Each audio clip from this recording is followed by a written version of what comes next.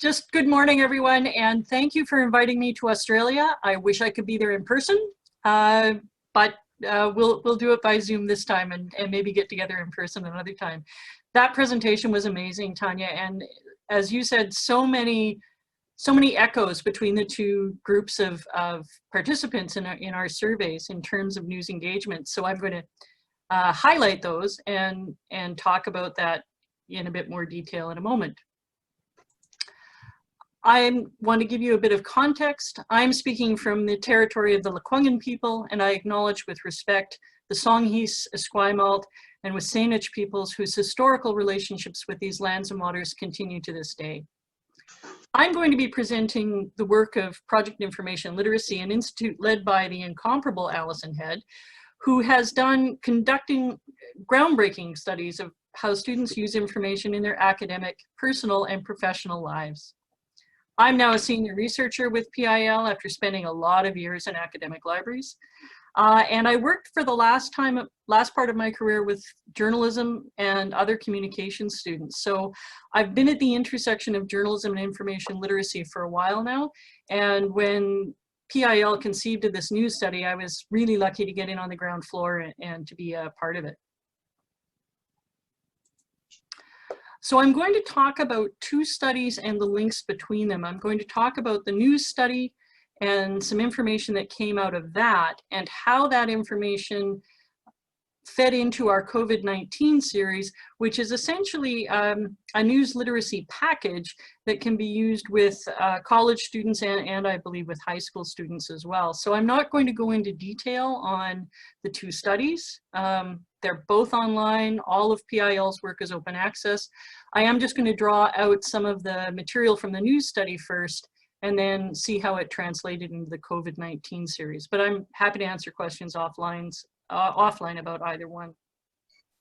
So the news study, it was big. And as I said, there's so many echoes with the study that Tanya's just presented from Australia. I was struck by two things. When I read it first, I was struck by the similarities and I was struck by how very smart the questions were. And I wish I could redo our study in a way and go back and reuse some of her questions. What stood out for me was the difference between the key source of family in the younger group and the key source of peers. And I think that's a natural evolution that comes with aging through and into university and perhaps leaving home. But I think that gives us something as educators to think about, because how do we support students as they change from one news community to another? How do we support them in becoming participants in that community and leaders in that community and sources in that community? Beyond that, there were tons of shared characteristics. As Tanya says, I think we finally put to bed the myth of the apathetic youth when it comes to news. Our students were highly engaged with news several times a day, several different sources per day, and talked about it in the comments in the survey, it impacting them 24/7. Something else that I think our surveys both highlighted was the importance of visual news sources. So we saw Instagram and YouTube seeing a very high rate of usage, and Snapchat as well. And in a small part of our survey where we looked at high school students, so there was some overlap in age group with the Australian students, that Instagram, Snapchat, and YouTube really advanced into a much higher rate of use. So it gives us a sense of what's coming, I think. And that's something to think about as we think about teaching, right? Is how often do we actually talk about visual literacy in terms of news? I know I didn't a lot when I was teaching, apart from a couple of things with photojournalism students, but I think it's something that we need to think about incorporating. It struck me as well that both groups had a lack of trust in news organizations and in friends as news sources. I'm going to talk more about that lack of trust, but I think we have to think about where that comes from, right? And as it showed in the Australian study, I think part of it is the lack of representation of young people in the news and lack of consideration for them as an audience. But I think maybe it might have to do with a lot of adults, teachers, media, maybe even librarians telling students that news is unreliable, that it's not a source that's good enough to be used in academia. And I think we need to think about how we talk about the news in our own classrooms. And so we've got this content, both text and visual news, that students are really, really interested in, and we don't teach a whole lot about it. So I think there's a real missed opportunity there for us, not just librarians. It can't just be down to us. It has to be through the curriculum and across the curriculum and interdisciplinary in how to engage with news and how to relate to news and how to absorb news and become a participant in news communities. So we pulled out a number of themes, and I'm just going to give you a sense, time to read the quotation because I need a drink of water. But have a look and see where you can see these themes in that quotation from one student.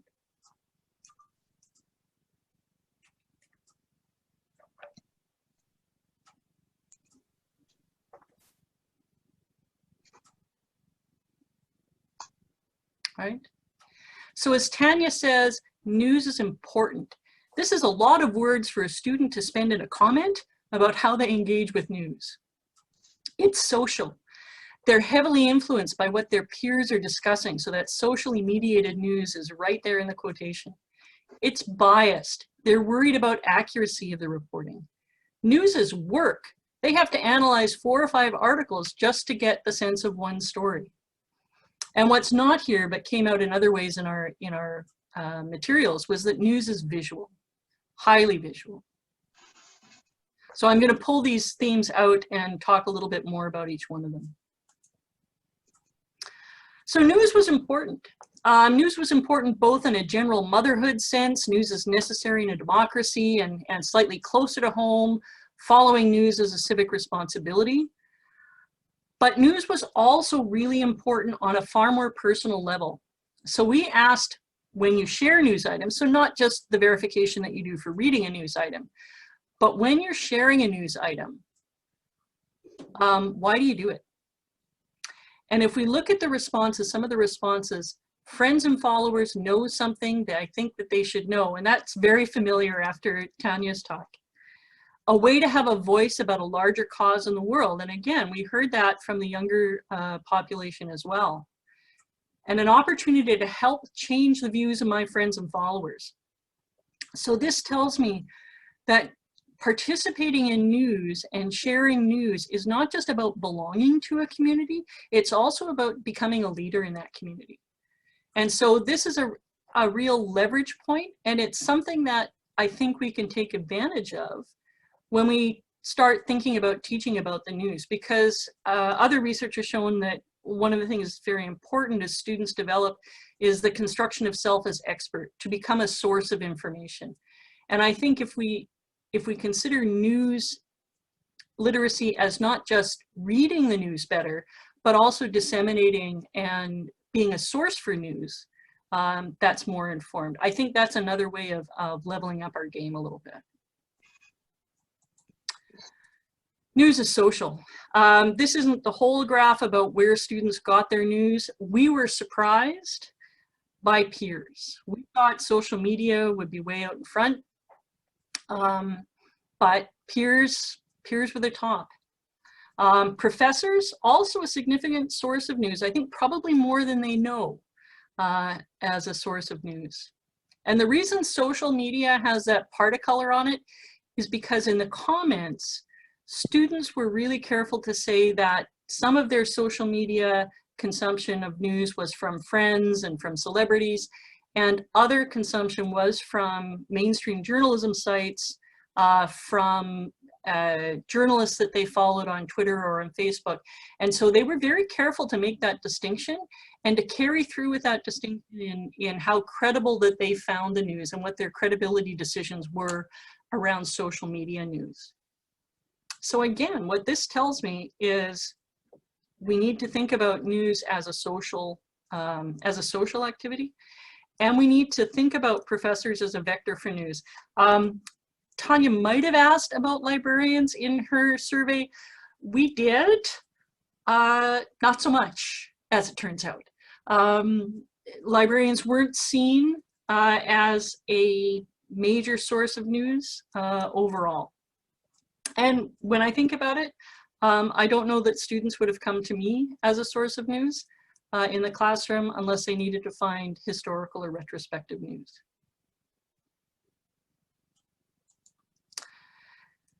So, news is biased. It was interesting when I read Tanya's survey that the bias that the students were talking about was around gender and around race. In the comments from our students, their construction of bias, and this may be because it was a US population, was around politics, around the right and left split, Democrat, Republican, liberal, conservative split. And that showed up in the comments where students who had identified as leaning towards the liberals said that Fox was fake news. Students who identified as leaning conservative said that CNN was fake news. So there was a real political flavor in the bias. They felt that not only were mainstream media organizations biased for both political and corporate reasons, money played a big role in that, but also that the news that they were getting from their profs and from their peers was biased. There were discussions where a student would say, I don't normally use this news source, but it's the one my prof likes, so it's the one that I'll use in a class. I think there's some interesting news here and some conflict. This is why I said it's complicated. Journalists deliberately insert their own bias into news stories, about half, but 3/4 still trust their news from traditional sources more than from social media. So it's a very complicated relationship with bias in the news. And I think discussions in the United States, remember, this is 2018 that we did the work. Trump was in office. News was getting increasingly polarized, and accusations of fake news were being thrown out hourly, I think. We saw this as well. The fake news has made me distrust the credibility of news and the lack of trust in news per se. Fake news a little bit more. We did ask how confident they felt in recognizing fake news. Fairly small from this very confident group. Felt confident in determining that. There were a lot of comments, as I said, with fake news. And what I saw also in the comments was a lot of strategies and a lot of work around verifying news and seeking to balance news. There was that a lot of activity around verifying, trying to go to a source or a different source to find the true story.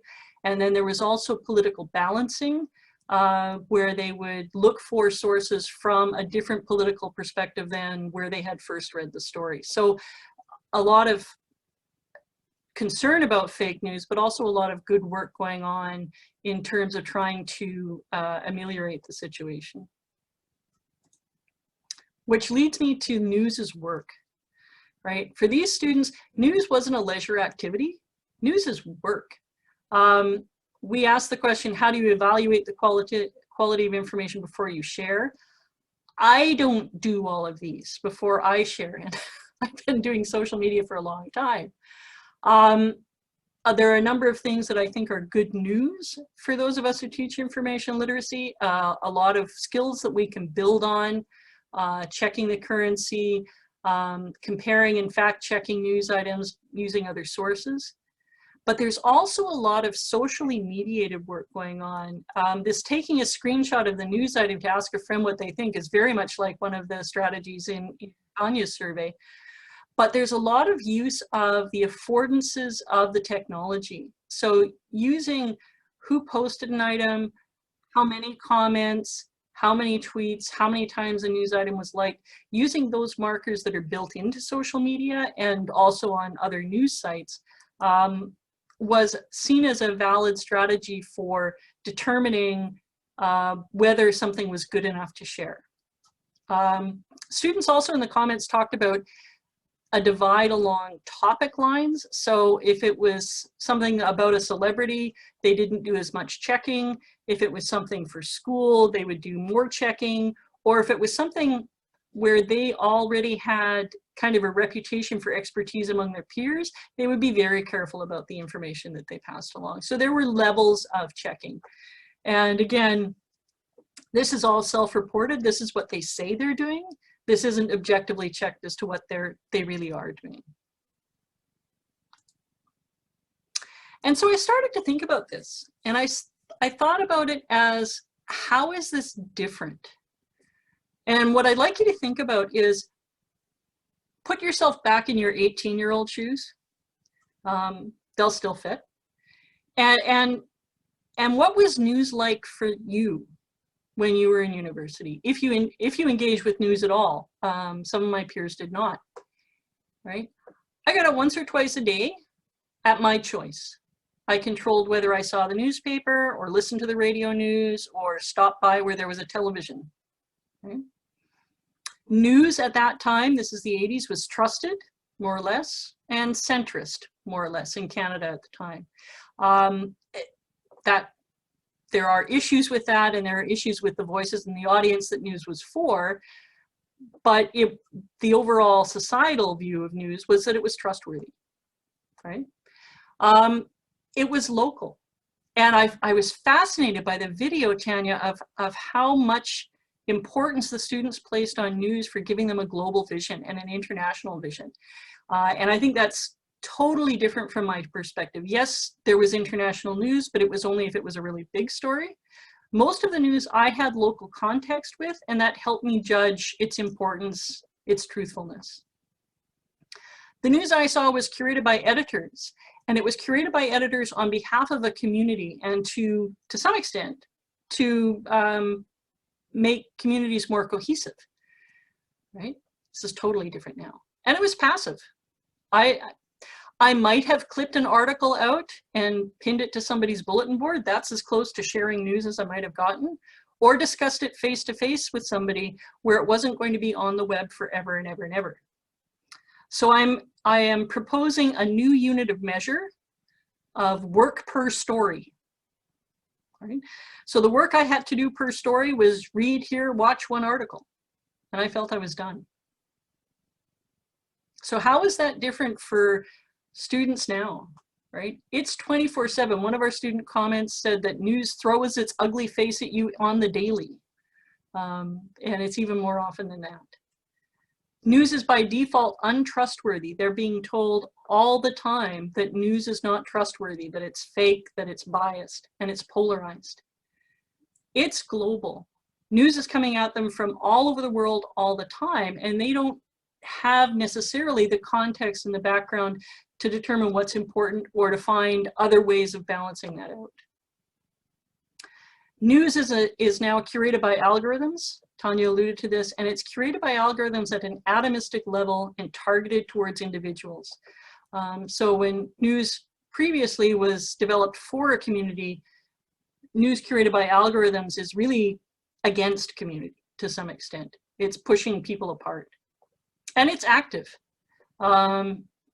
This is an active engagement with news. So the work per story measurement is they have to engage with multiple articles, multiple formats, perhaps multiple perspectives, multiple peers.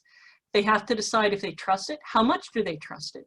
Do they trust it enough to pass it on to a friend, post it on Facebook? Do they trust it enough to use it academically? Do they accept it or not? Do they post it? If they post it, where do they post it? What do they do around it? But Tanya alluded to the work that they put around that posting. What emoji do they put with it, right? How do they translate it into a meme? So it's a totally different experience for news today. And I'm guessing some people aren't as separated in time from their students as I was, but it really helped me when I was working with the students to think about news as being different for them.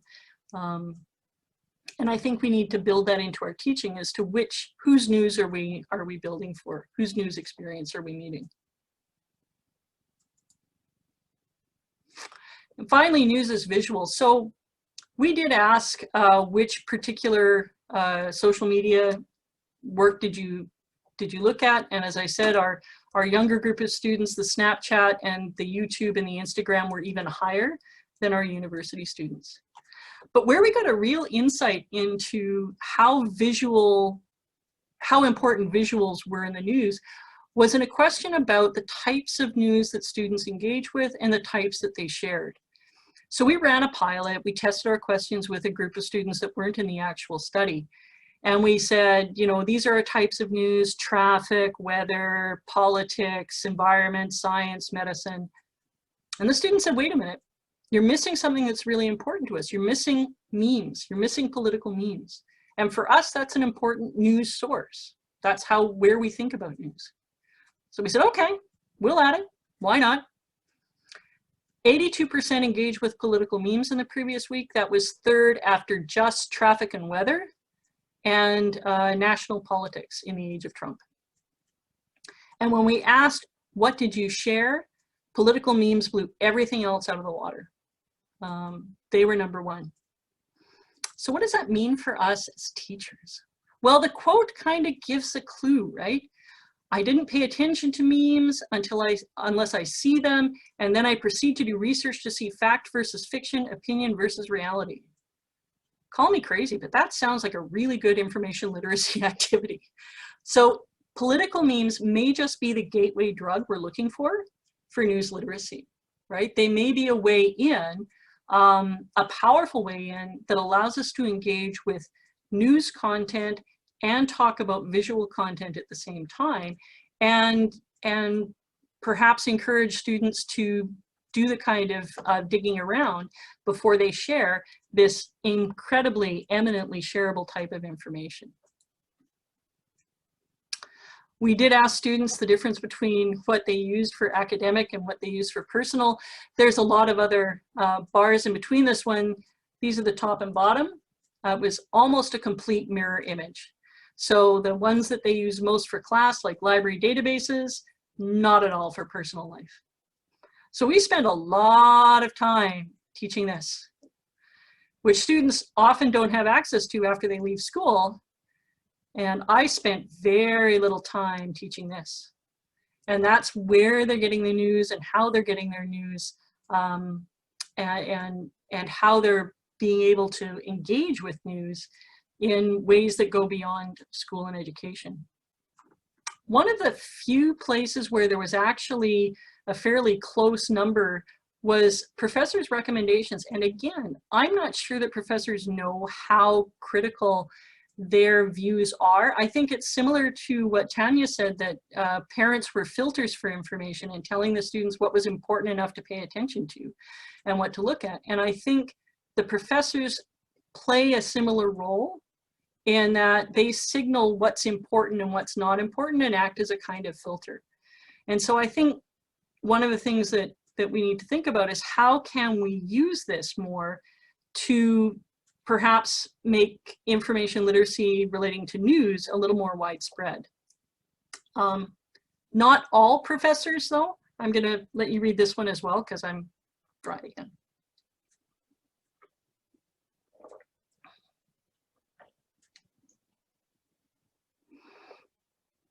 So this computer science major thinks that history and science teachers might have a better idea of the credibility of news, which I thought was interesting. Right. So that's the news study. And we worked on that, and we're still learning things from the news study and still developing materials from it. But then COVID happened, as we all know. And we looked at this incredible news event that had some commonalities across international bounds, certainly commonalities across the United States. And we saw it as a possible place where we could make news a subject of study because there was an agreed on, perhaps, body of news. We thought that we might help build instructor agency by providing some materials that helped people learn how to teach about the news. Provide ways into the news, provide questions to ask about the news for people who might not be used to that. We also wanted to build student agency. So a lot of our questions are designed to prompt reflection, discussion, to leverage that social mediation of news, and to get them to take a bit of a step back from the onslaught of individual articles and to look at the news as systems and reflective of social systems. So to give them a bit of emotional distance, perhaps, as they worked through the news. And we also wanted to build skills in asking questions, because PIL has, in many studies, determined that the biggest trouble that students have in doing research is finding a good question to start with. And so we thought, well, if we can perhaps build some information around asking questions of the news, that might be useful beyond COVID and beyond news literacy as well. So instead of writing our usual really long reports with many, many references written for professionals, we developed 2 reports, very brief for us, written for students so they could be consumed immediately in the classroom.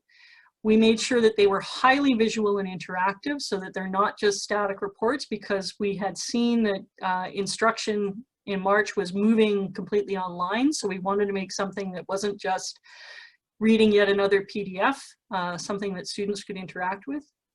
We wanted to pay attention to affect. We were seeing a lot in Twitter and elsewhere of the emotional toll that the news was taking on students. And we wanted to try and unpack that a little bit and maybe give them a way of getting some distance from it. And we also wanted to scaffold deeper engagement. I love Tanya's statement about meeting the students where they are, and then giving them the tools to take it deeper and to develop a wider understanding of the news and a deeper understanding of the news. And I'm just going to pop into the graph for this one. So this is a wonderful graph that Stephen Braun made, and this is how news stories took off in US news sites in the first 100 days. And along the bottom, there's a timeline, so students can reference major events as they happen and see news bubbles in response to those. For each day, we randomly pulled stories from the top 12 news sources in the US. And because many of these sources let their information go outside the paywall, if it was related to COVID, we could actually provide live links so that students had a tool where they could have a look at the news, find a day that interested them, pick some stories from the day. And what we did based on this graph was we developed a whole bunch of questions around the report that first of all asked students what their memories and their impressions of the news were. So relating it to their own experience. And then took them a little bit broader, saying, here's what we found. What do you find interesting? Follow your curiosity in the graphs, both figure 1 and figure 2. And then we took them deeper into questions of representation, of audience, of what do the kinds of stories in a particular news source tell you about who it anticipates are reading them, who's left in, who's left out, how are they portrayed. So we allow for different levels depending on where the students are at for gaining entrance into this information. And I have to thank Stephen Braun, who's on our team. He is amazing to work with and develop these graphics. And I would encourage you to go to the live site and play around with them, maybe not right now, but tomorrow. In the second report, we were a little bit more directive because it's about visuals, and we'd heard from colleagues in information literacy that visual literacy was something that not everybody felt as comfortable with. And we also saw it as a place to add in some explicit content around emotions. And so we coded pictures in our sample set for emotion and asked some questions around the emotion in images. And then in the report, there's a series of images that we actually went and got the copyright for, and we gave them some of the codes that we use for visual techniques. So in essence, what we did was try and give the students a bit of a language to say, okay, this picture makes you feel a certain way. That's fine. Let's take a step back and think about how it's making you and why it's making you that feel away, and look at some of the photographic techniques. And in the report, we go into a little bit about how the choices that the photojournalist makes and then the choices that the editor makes are based on wanting to create particular impressions and particular perspectives. And so we talked a little bit more directly about that. And we also gave students instructions in how to use a tool called TinEye for image verification, and wrote a number of questions around how you can use TinEye to find out more about how an image is being used and where else it's being used, and to get a sense of what editors want to do with that image. So again, taking a step back, giving them some tools. So that's a really quick run through a couple of fairly complex studies, but in some, news is important. We built the COVID teaching resources on the sure knowledge that the students were engaged with news and that they would be interested enough to learn more about the news and how it shaped society and understanding, and how students shape the news as well. So it's that Mobius strip. News is social, and so our questions are really based around discussion and discussion questions with their peers, and taking it out to discussing it with people in other groups to look at how news is socially constructed and how the news constructs society.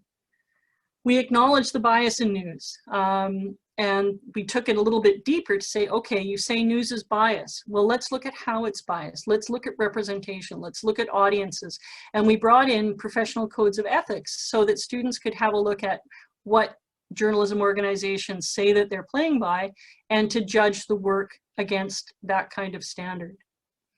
And we know that news is work. And so we gave them maybe some more tools for how to do that work effectively, both verification, ways of comparing, ways of thinking about the news, ways of talking about the news, and particularly where news is visual, ways of interpreting and interrogating affect in the news, and just giving them some tools and language to do that in a series of learning resources that accompany each report. And thank you. Thank you to the LARK community. Thank you to Tanya Notley for doing amazing work. One of the reasons that our studies work so well together is there was considerable overlap between the teams for the news study and for the COVID series, so that those of us working on both, we knew that news study inside out as we were developing the COVID resources. And also Allison Head is amazing. She is a journalist. She's an expert social researcher, and she's an expert in information literacy. So having that multiple background really allowed us to say, is what we're saying about news true? Is what we're saying about information literacy true? And how are we making those connections? And I added this in because really, is it a library session without a Venn diagram? I'm not sure anymore. Thank you. Thank you so much. And yeah, it's really great to be with you at your LARK conference today. Hi, everyone. Thanks so much, Susanna, and the organising committee for this invitation to be here today. I'd like to first acknowledge that I'm speaking to you from unceded traditional lands of the Awabakal people, and I'd like to pay my respects to Awabakal elders past, present and future. I'd like to start my presentation today by providing some background context into why I'm researching young people and news media. This research for me really began back in 2017 when I started noticing a lot of disparaging comments were being made about young people and media, particularly news media, by a range of influential actors and as part of conversations about the rise of fake news. And when I heard these claims, I was quite surprised because I wasn't aware of any studies from Australia that would provide any evidence to back up the things that were being said, which were basically claims or innuendo suggesting that young people get all their news passively from social media, they're not doing any fact checking, and so in this way they're responsible for this rise that we were all grappling with at the time and still are. So in this way, really, you know, the suggestion being made was that young people were at fault, they were to blame for the rise of mis and disinformation. So hearing these claims really prompted me to start doing some research. And what I found is that there were no recent major studies at all that would back up these claims or support them in any way. nothing at all for young people aged under 18. And, you know, that seems strange to me, given it was a quite radical change in terms of the news practices of all of us, but particularly young people, as we were hearing. So this recognition of this research gap is what really started my research journey. It led to 2 funded research projects, several unfunded research projects, and 4 years later, I'm still doing research on young people and news media, working with a number of colleagues and industry partners who I'll acknowledge at the end of this presentation, but in particular working with Professor Michael Dejawani from the Digital Media Research Centre at Queensland University Technology. I've been working with him on all of these projects, so I want to acknowledge that collaboration.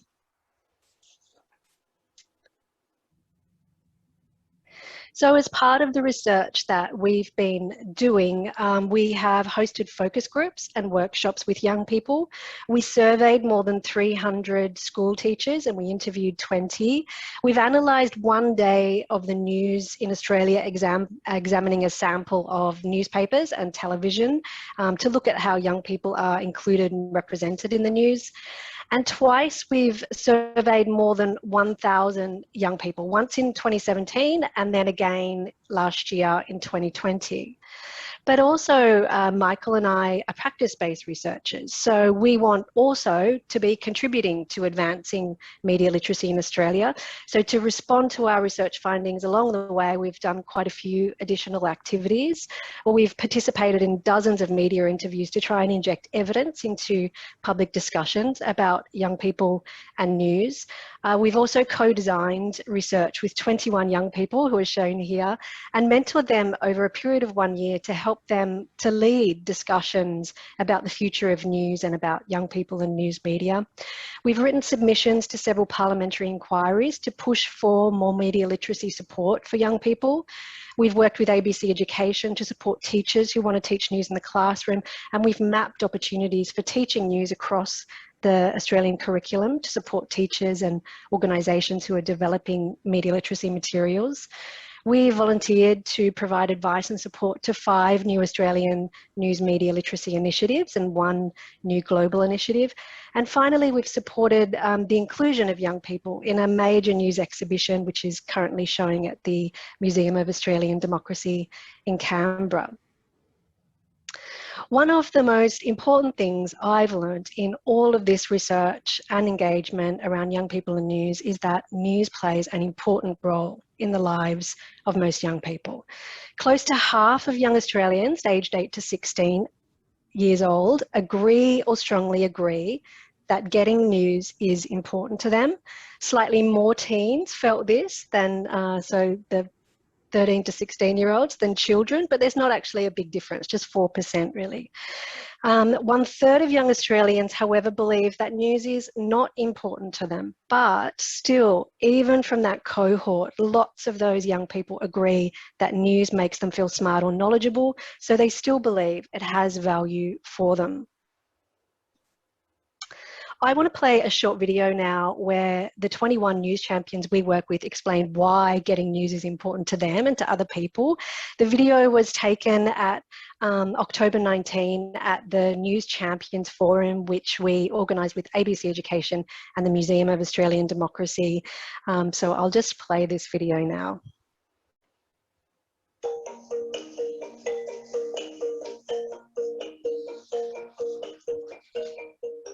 News is important for young Australians because it's how we interact with the world around us and gain a global awareness that's beyond just our school or local community. News is important to young Australians as it prepares them for when they are adults so they are informed citizens and can vote accordingly.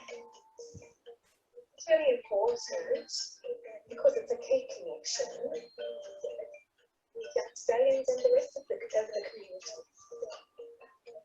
And it puts us together. It's a way of keeping together in contact with each other. It gives young Australians a snapshot of the outside world and inspires them to seek and explore beyond their local community and to help others who are in need outside of just their country or their town. news helps young Australians develop their own opinions separate from their families and from school, and helps us learn how society functions. I think it's important to have not only a local but also a global consciousness to allow us to make informed decisions in the best interest of everyone. I think news is really important because it helps you in mostly every aspect of life, whether it's finding a job, buying a property, or even traveling. So I think it's really important. News is important to young Australians because we're able to win arguments against our parents that we like to do as teenagers. You need to go on the news to be able to win that argument, because my dad is a very good arguer, and so let's get all the info.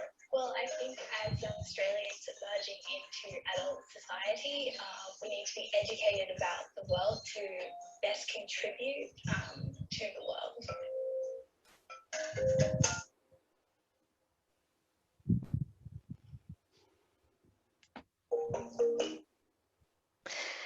When we asked young people in our national survey where they got their news from the day before the survey, the day before they completed it in 2020, family came out on top, followed by TV, a teacher, friends, and only then social media.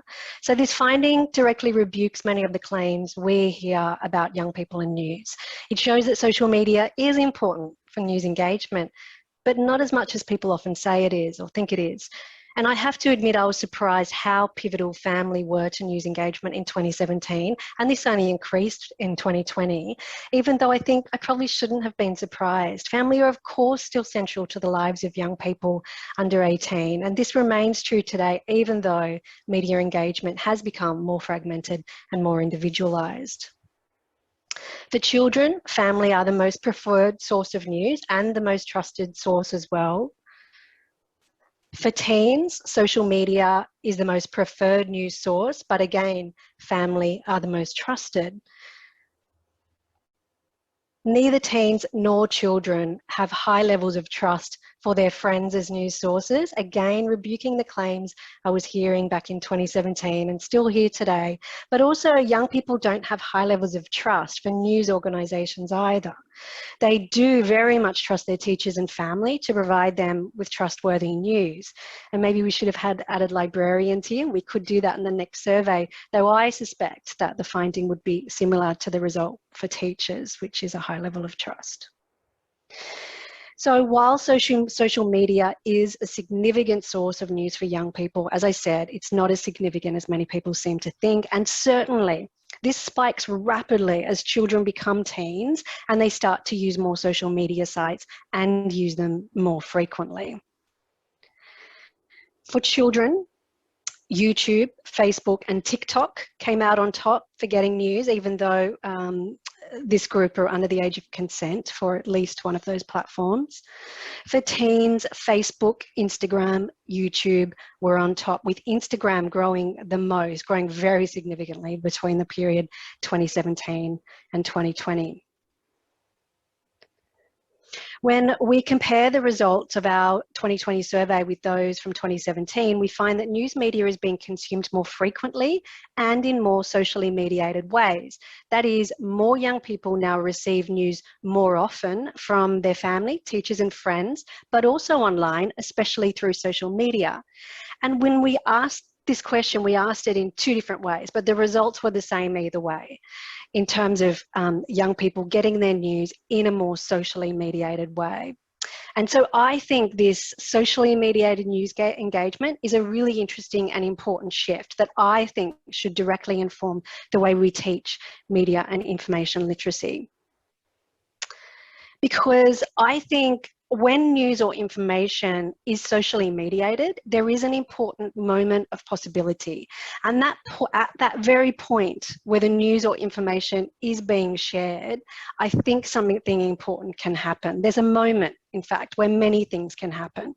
In that moment, young people are able to use news to mobilise others, to share their personal experience or their values, to counter or reject claims that are being made, to build connections with others, to take actions that may become the subject of future news stories. And to illustrate this, we can look at the very recent example of Chanel Contos, who, after hearing recent accounts of sexual assault in news media, opened up to her friends about her own experience experience of being sexually assaulted while at school by boys from elite schools in Sydney.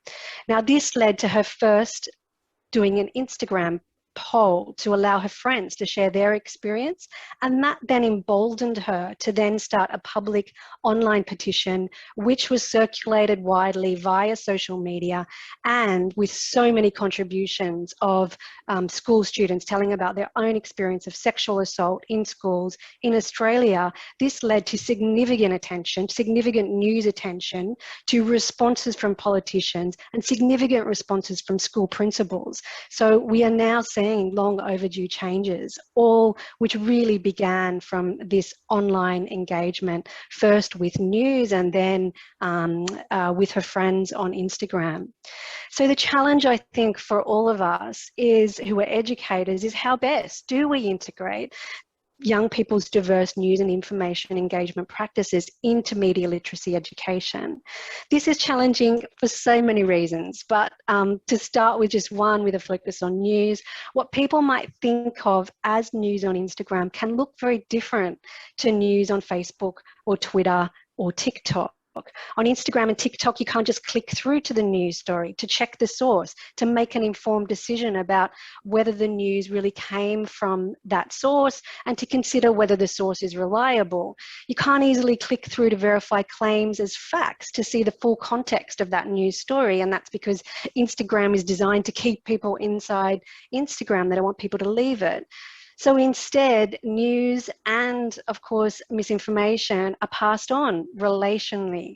They're passed on through influencers, through friends or others who might personalize news, summarize it, counter it. And people need to make a different kind of decision about whether to trust news in that context, or to make a decision about whether they're going to actively decide to leave Instagram in order to go and do a bit of investigation and to verify that news or information before they believe it or before they pass it on to others. When Facebook banned news media for a week in February this year, for all of us located in Australia, there was lots of talk about the impact of that news ban and how it might increase the flow of mis and disinformation and also reduce traffic to news media websites. But I felt that something was missing from that conversation. When news is shared by people on social media, as I've mentioned, things can and do, important things can and do happen to that news. The person sharing the news, at the very least, is saying to their network, hey, I think this is worth your time. I'm asking you to engage with this news story or issue. But often people do far more than that. They may explain why they think the issue is important. They might add context to the story, including their lived experience or the lived experience of those that they know. Commenting around news is really powerful, and it can constitute a form of civic engagement. In fact, I would say it always constitutes a form of civic engagement if that news story is about a social or political issue. So when I heard friends and family saying, hey, I like Facebook better without news, long may it last, I thought, yeah, you know, okay, I get it, but we're losing more than news here. News engagement is a prerequisite for a great deal of civic engagement because you need to know what's happening. You need to feel you know what's happening before you take part in many civic engagement activities. But also, often sharing news on social media can be, as I said, a form of civic engagement in itself. So if this news ban spread or does spread to other platforms, and news is already restricted in many ways across social media, I think this is a really bad thing for civic engagement.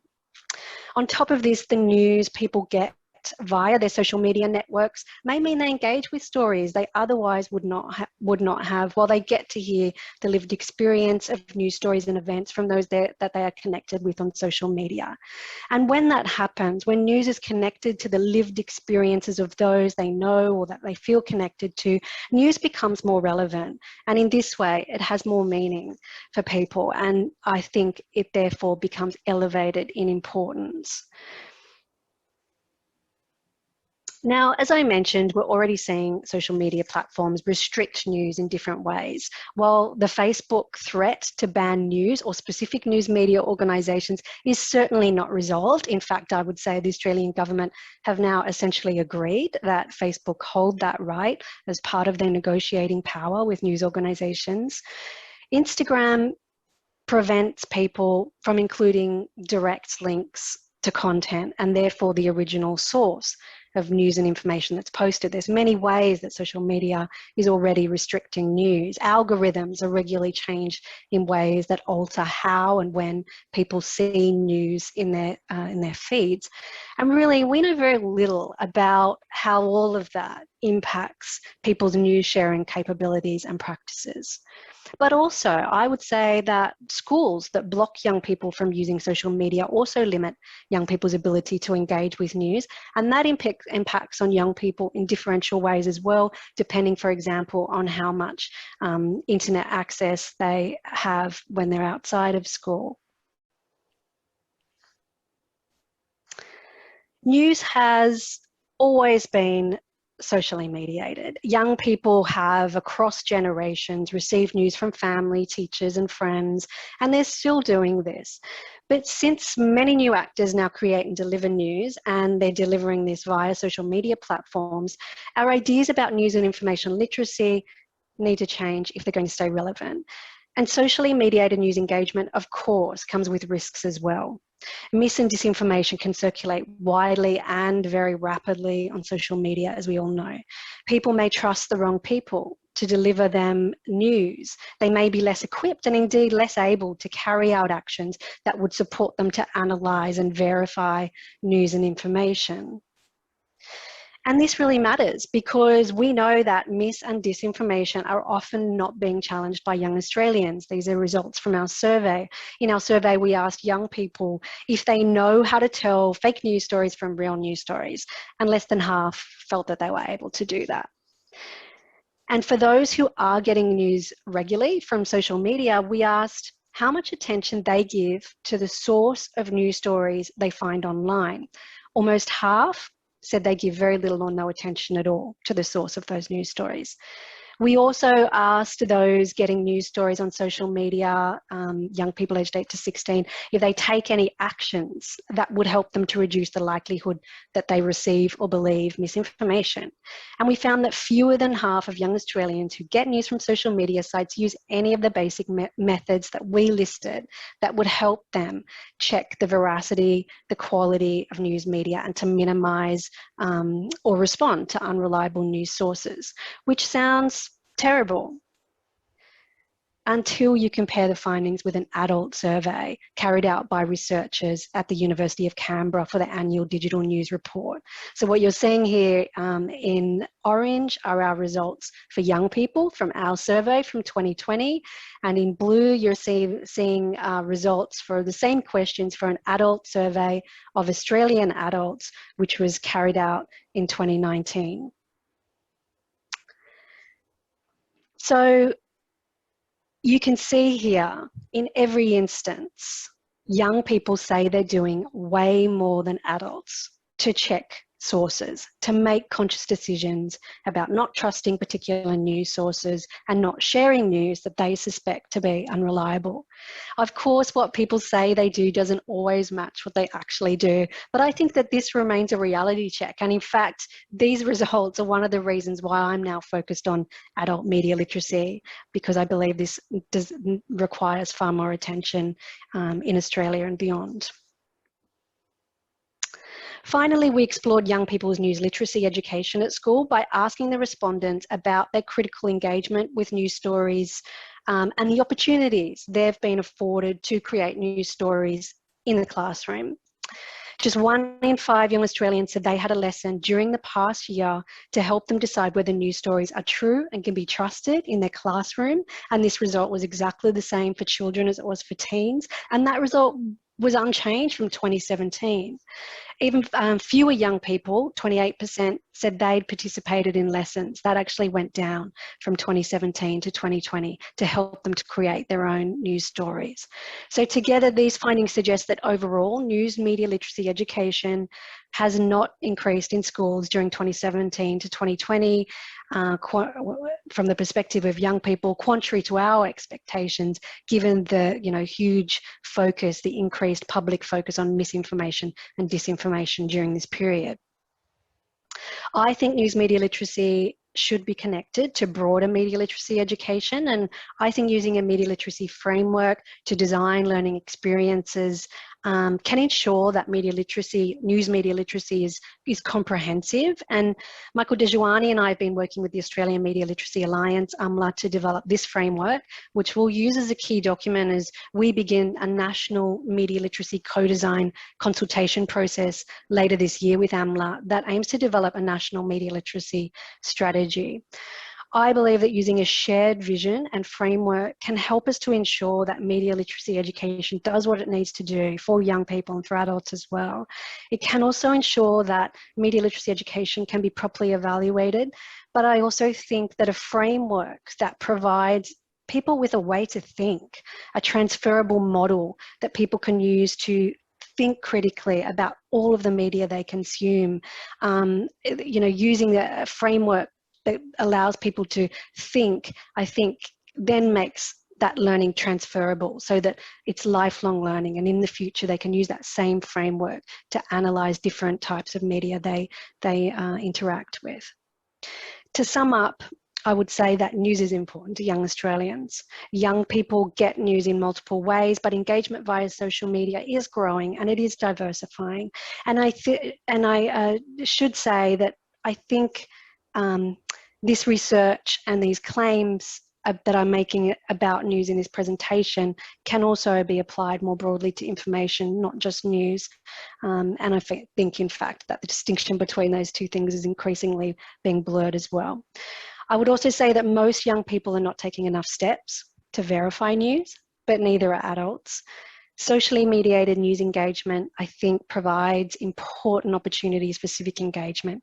Media literacy education can support young people to be confident and capable so that they can ask the right questions about newsworthiness and quality, but also so they can recognise and best utilise those moments of opportunity when news is being passed on relationally, whether as recognise those either as learning moments, learning opportunities, or as civic engagement opportunities.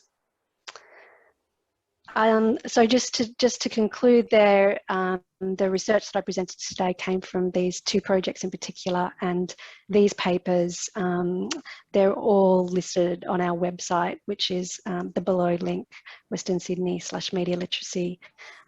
Thanks very much again, and look forward to the rest of the day. Workplace. So thank you very much. Thank you, Janet.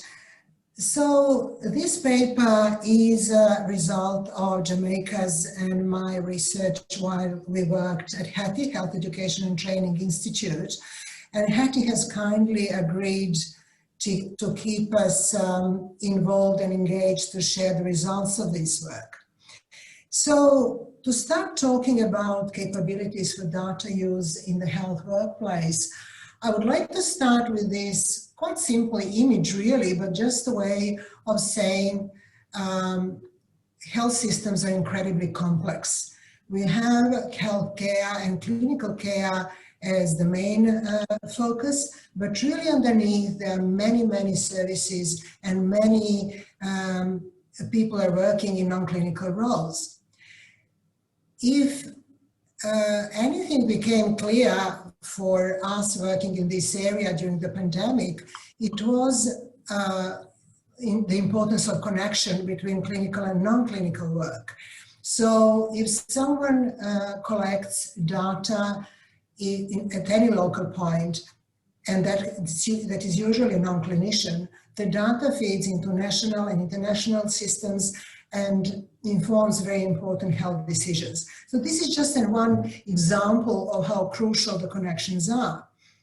However, what we have in research in this area is that we have great focus on what is happening in clinical practice. We have a fair bit of research into big data and creating systems for big data, but actually what happens in non-clinical practice hasn't been researched a lot.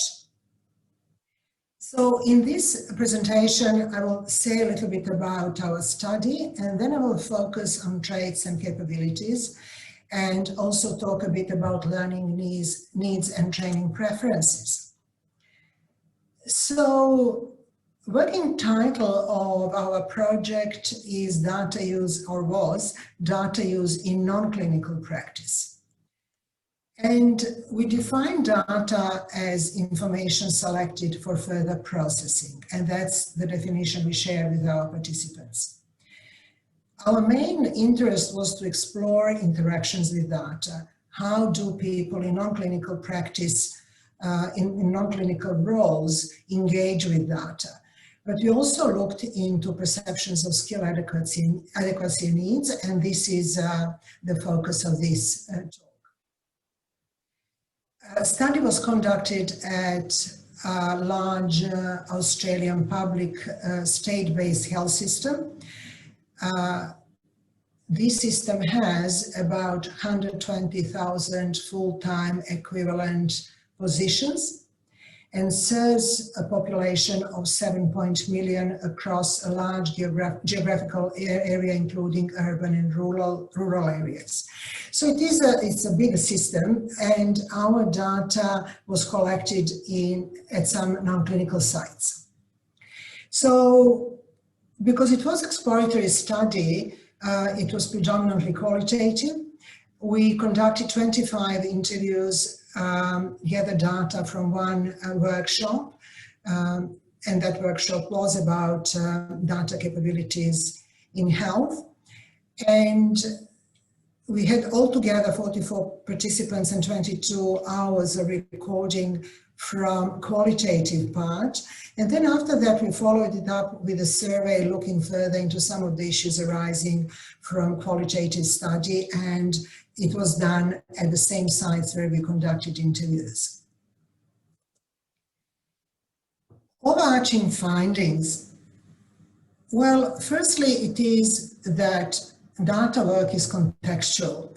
Our initial idea was that we were going to focus on complex data tasks and routine data tasks and look at their difference. But it became clear very quickly that we can't make that distinction because data work is so contextual.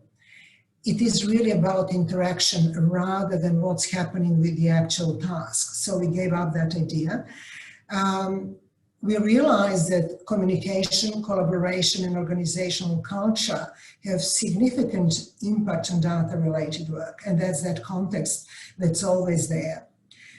We also found that we can't look at data capabilities in isolation.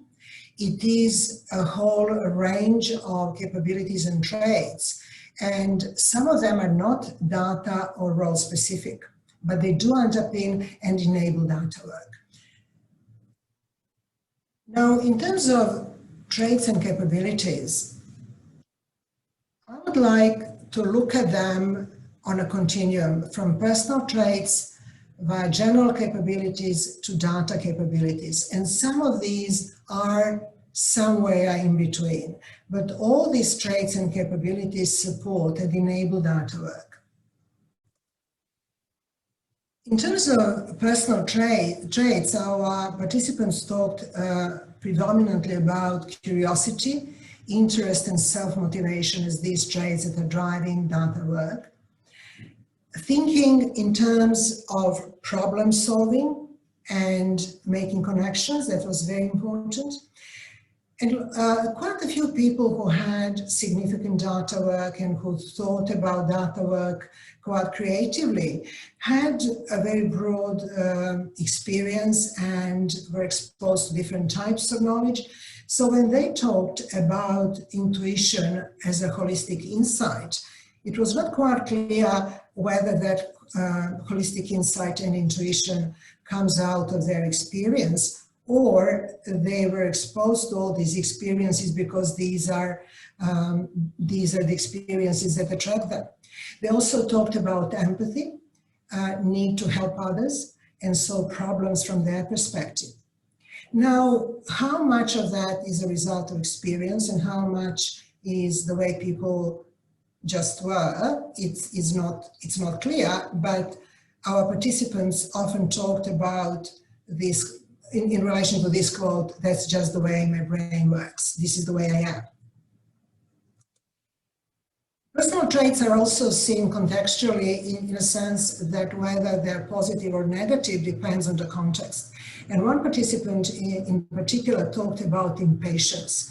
Impatience is drive to find solutions, impatience to move ahead, but at the same time, in a context where other people are not coming on board, when other people are not following, that's impediment more than a drive. And probably the same can be said about many other traits. A very important trait or general capability, depending on how we look at it, is big picture thinking. Quite a few people talked about big picture thinking. So it is answering questions like, what does it all mean? Am I creating value? How can I make it better? It is about thinking about purpose, about systems, about connections. And this particular quote is from the workshop, and in the context of the workshop it makes sense because it is about looking at data capabilities in different settings and connecting different types of knowledge. However, this particular way of thinking is very typical of people who emphasize the importance of big picture thinking. Understanding business was another shortcut used quite a few times, and it is about understanding business needs and issues around data use for business purposes. You can think about that as a service orientation. And there are some people who are mentioning examples of data teams, not only in health, but in other contexts as well. People who are very good at working with data, but who have very little sense of purpose and needs of their organization, and hence they're not providing a good service. So really, data skills on their own are not enough. And then another one, analytical and interpretive skills, which enable constructive problem solving. And in a way, we can think about them as application of big picture thinking. It is about problem solving orientation. It is about connecting different tools and different types of knowledge to create a solution. So for example, one participant talked a fair bit about his work and the way he used different types of skills he had to work on visualization. So it is about, in his case, connecting design with programming to serve particular needs. We talked about soft skills a fair bit. They're absolutely crucial. Leadership, negotiation, relationship building, communication. Without them, data work is very difficult. And especially innovative new work is almost impossible without these skills.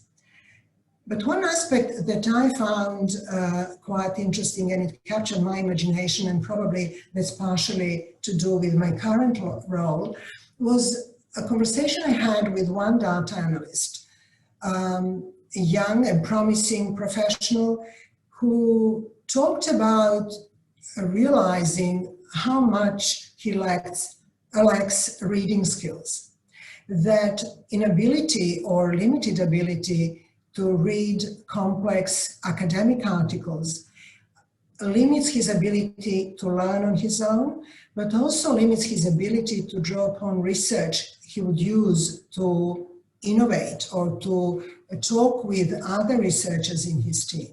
So he had that reflection why that happened and how it came to the point that he had to think how he almost needs to go back to high school and university and go back to some of these readings he missed once upon a time. So, but I thought it wasn't something that was mentioned by lots of people, but I still thought it was an interesting and important conversation we had during interviews.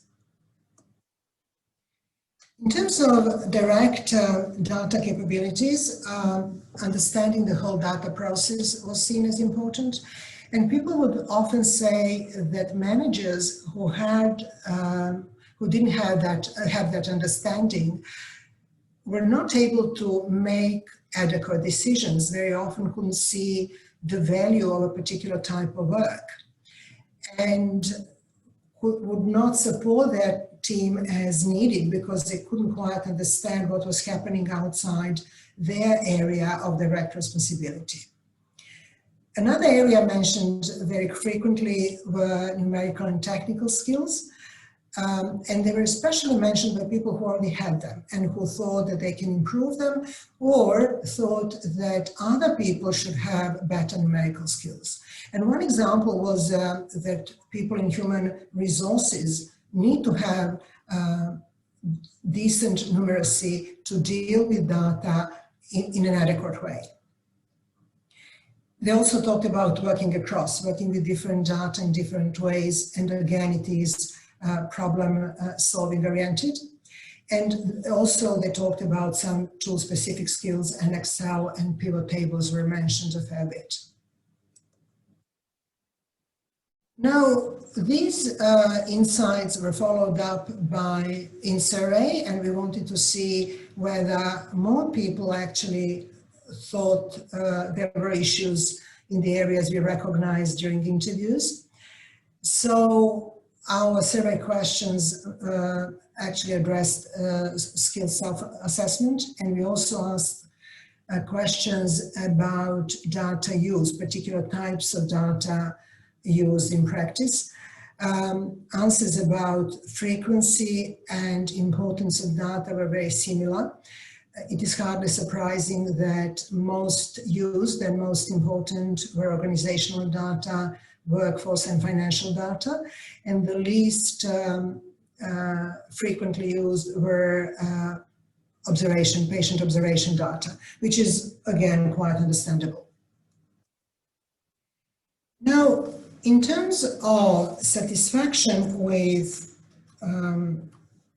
skills, we had a 5-point scale, and on a scale from very satisfied to very dissatisfied, we didn't have many answers on very dissatisfied point, but we can think about satisfied and very satisfied as there's no particular learning need, whereas somewhat satisfied and unsatisfied indicate certain learning need. So when we look at the numbers, we see that understanding the whole data cycle is quite spread across a learning need and no learning need. There is around 50-50 split. In terms of context, organizational context, most people thought they have a good understanding of the context.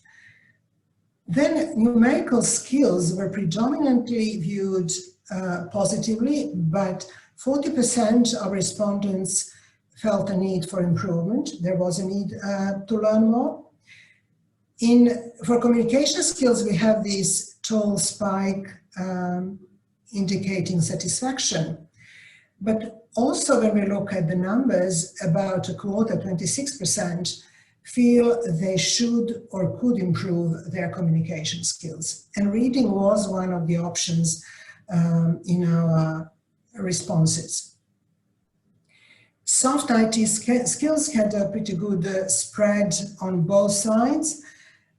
Interestingly, questions about hardware and software were skipped.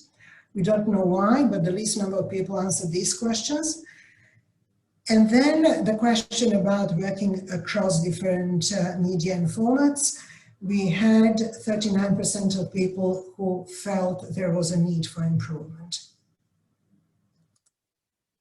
And then we asked questions about preferred ways of learning. And in other questions, we didn't find any difference between men and women, but we did find a difference in answers to this question. The preferred mode was face-to-face, but it was preferred more by women than men. Time given to learn independently was preferred by men. Learn by performing a task was the least popular option. So these are our insights into data capabilities in a nutshell. If I'm to have one last word about what it all means, that would be that data capabilities can't be seen in isolation. And as someone who's worked in high schools, at universities, and in workplace training and professional development, I can definitely see a continuum. I can definitely see that in high school, we can't say someone is a very good communicator, they're going to be maybe something, they're going to work in human resources, let's say, so they can live happily without solid numeracy. Or we have someone who is great with programming or great mathematical skills, so we don't have to worry about their limited ability to read complex texts. That actually is not how workplace works. And also at universities, we focused very much on vocational skills, focused very much on a particular skill set, are actually missing an opportunity to prepare their students for the reality of the workplace. And that is that they have to do lots of different things and that they need to keep learning. And for the workplace, it is encouraging to see that most people actually are willing to learn and want to learn. But it is quite important to think how we can provide opportunities for people to maybe address some of the learning gaps they have, and how workplace can provide opportunities for constant development. It is very hard to learn new skill set if someone spent years and years and years using a particular tool and working in a particular way. So having that sense of progression and development in the workplace in terms of learning is quite important. So this is all from me, and over to you and your questions. Yes, thank you very much, Buva, for the introduction and your warm welcome. And hello, everyone, and thank you for attending this presentation. In this presentation, I am reporting the selected findings of a larger project that I have done at Charles Sturt University about serious leisure. I have been researching serious leisure during the last few years, since 2017, when I joined CSU, and I have completed a project about that, and this presentation is part of that project. But this is my research program, and I'm just doing some follow-up research about that for different groups of people who are involved in serious leisure. So in this presentation, I'll focus on the aspect of lifelong learning in serious leisure and information seeking in that context. So let's begin with a quote from someone called Roy Bennett, who is the author of a book called The Light in the Heart.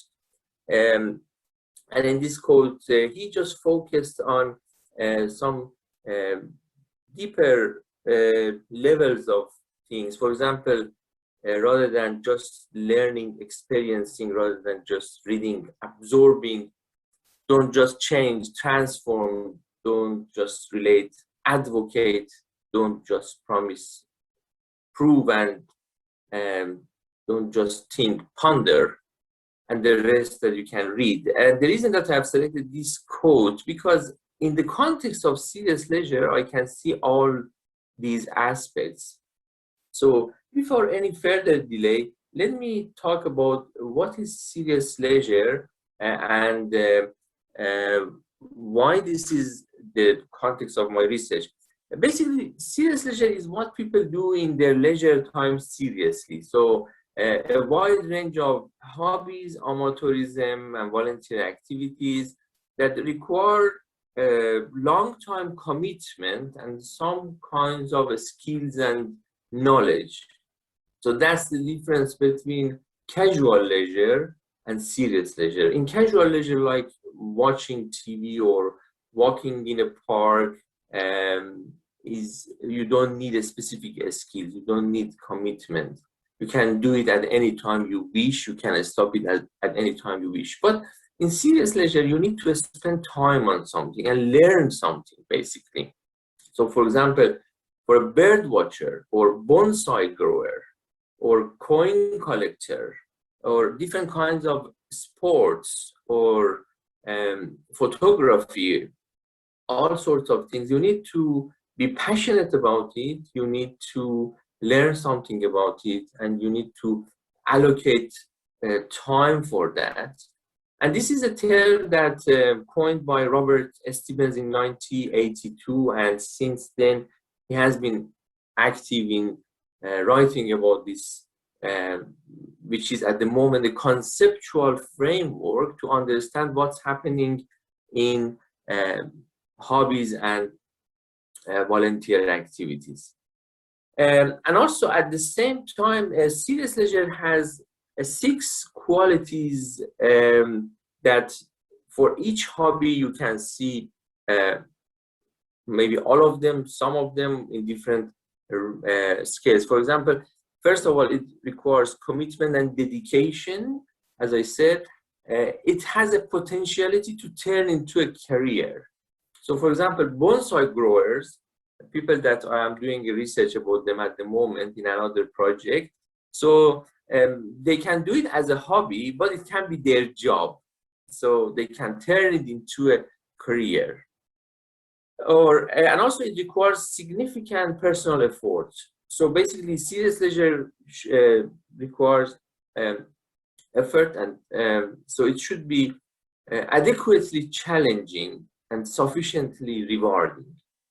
And it brings durable personal and social benefits. One of the papers that I published based on this project, it published in Journal of Documentation recently.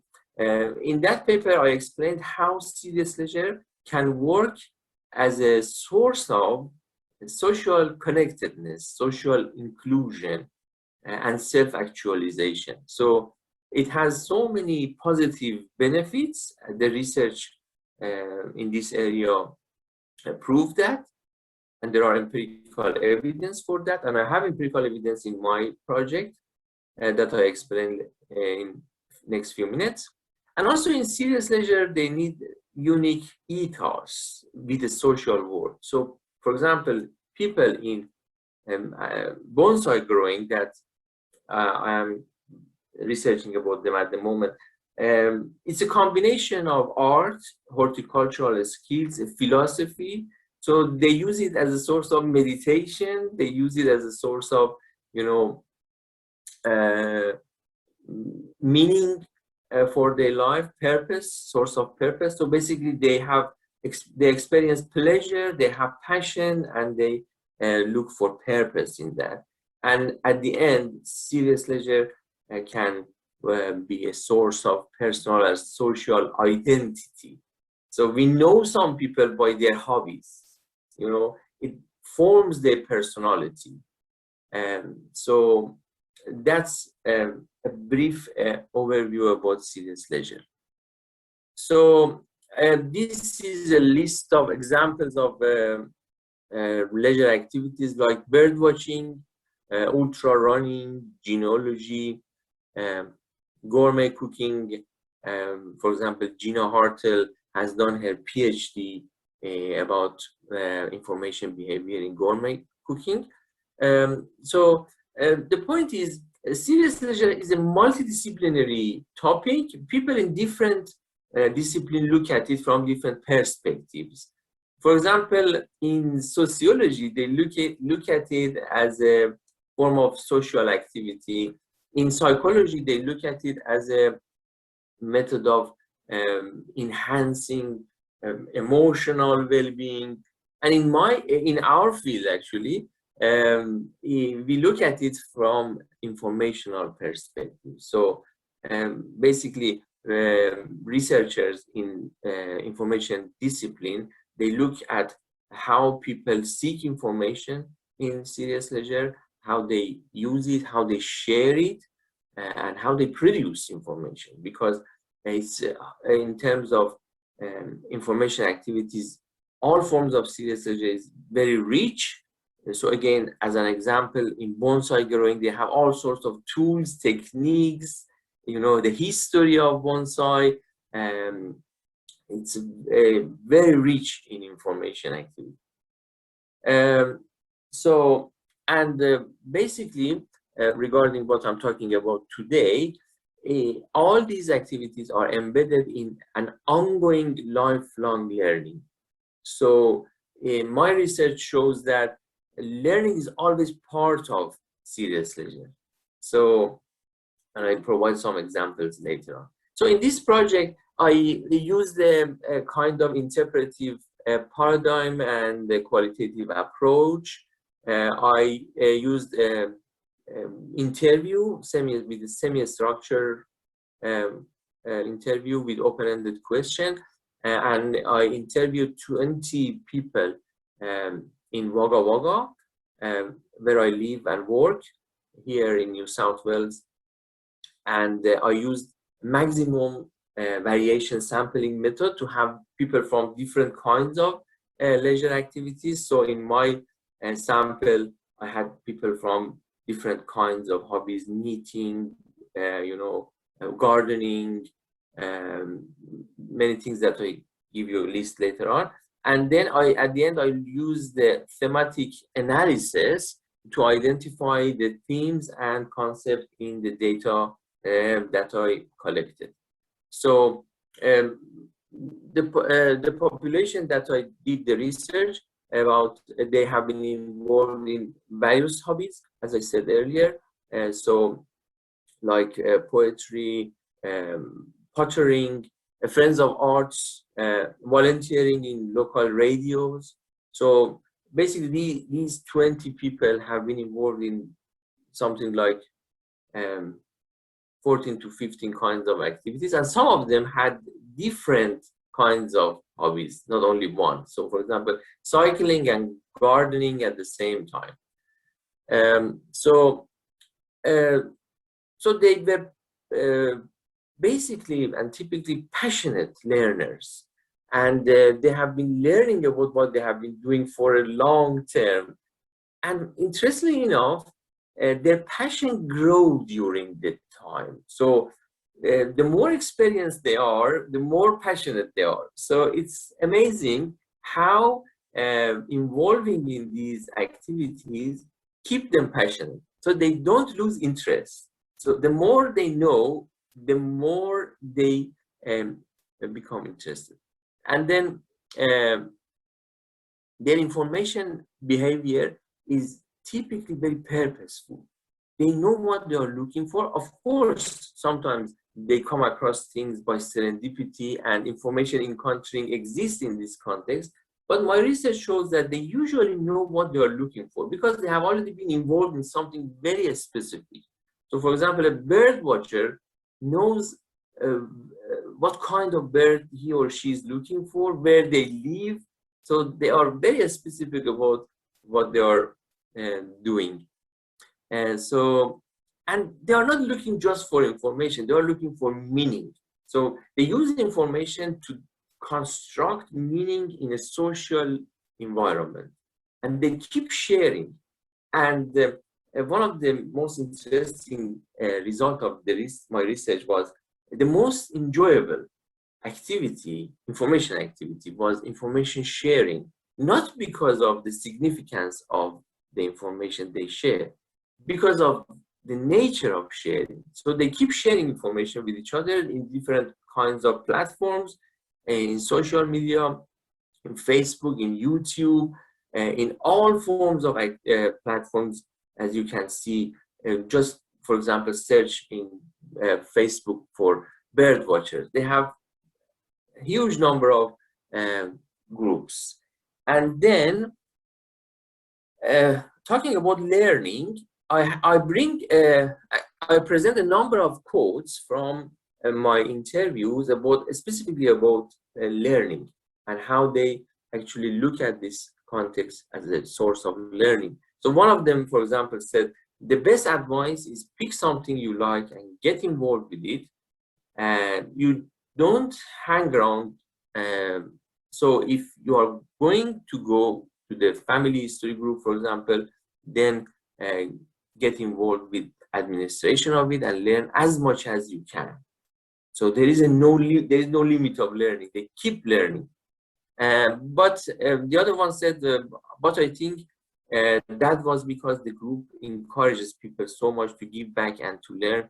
It's very much about you can come walk with us. If you have never bushwalked before, we will help you learn how to do it, but we will expect you to put the effort in. So, for example, bushwalking is one of the serious leisure activities, and the participant here is highlighting the fact that we are happy to share, but you should have the willingness and commitment to learn. So, and the concept of mentoring is very significant in serious leisure.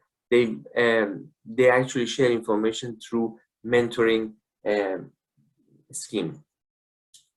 And more evidence, for example, someone said, I just read the red part because it's specifically about learning. If you can't do them, you can't ask others. So they learn by doing. Learning by doing is very visible in my data. So although they, for example, search for information, they read a lot, but basically they learn by doing things. Specifically in different kinds of outdoor hobbies, and when they are performing something, because in serious leisure we have different groups of people. Some of them they are just observing. So, for example, bird watchers observe. Some of them collecting something. People collect more than 160 kinds of things. People collect everything you can imagine. You know, pencils, pen, book, everything. And some of them are making something, for example, knitting. Some of them are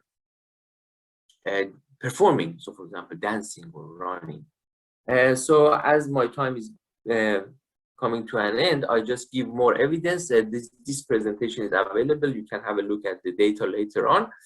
So it's a kind of lifelong attitude, and a philosophy embedded into serious leisure, and because they enjoy autonomy and authenticity in their activity, they are authentic learners. So they don't do it to gain any extra advantage. They don't need any degree or qualification. They learn things because they enjoy learning. So the concept of joy here is very important.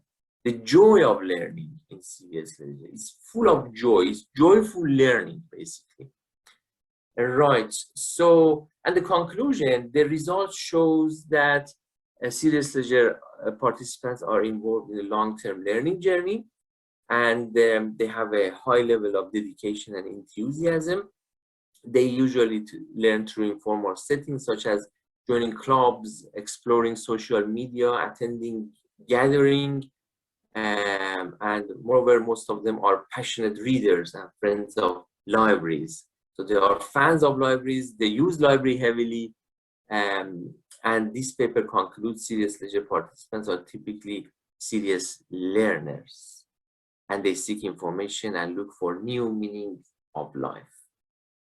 And that's a list of references. You can have a look later on if you would like. And that's the end of it with another quote. Anyone who stops learning is old, whether at 20 or 80. Anyone who keeps learning stays young. Henry Ford said so. And this is a picture from around in Wagga, Marambiji, a wetland in Wagga Wagga that I took last year. And thank you for your attention, and I'm here answering your question. Thank you. Mental core skill along with that of reading, writing and numeracy, and recognise that digital literacy has become increasingly critical for individuals' participation in education, work and their personal lives. A number of examples of digital literacy frameworks have been developed, including the JISC Digital Digital Capabilities Framework and the European Union's Digital Competence 2.0. So the JISC framework identifies 6 elements of digital capability. And unlike other frameworks, it includes the element of digital learning and development. And this is of great importance to lifelong learning. Digital literacy is closely related to digital inclusion. Digital inclusion, according to the Australian Digital Inclusion Index, is based on the premise that everyone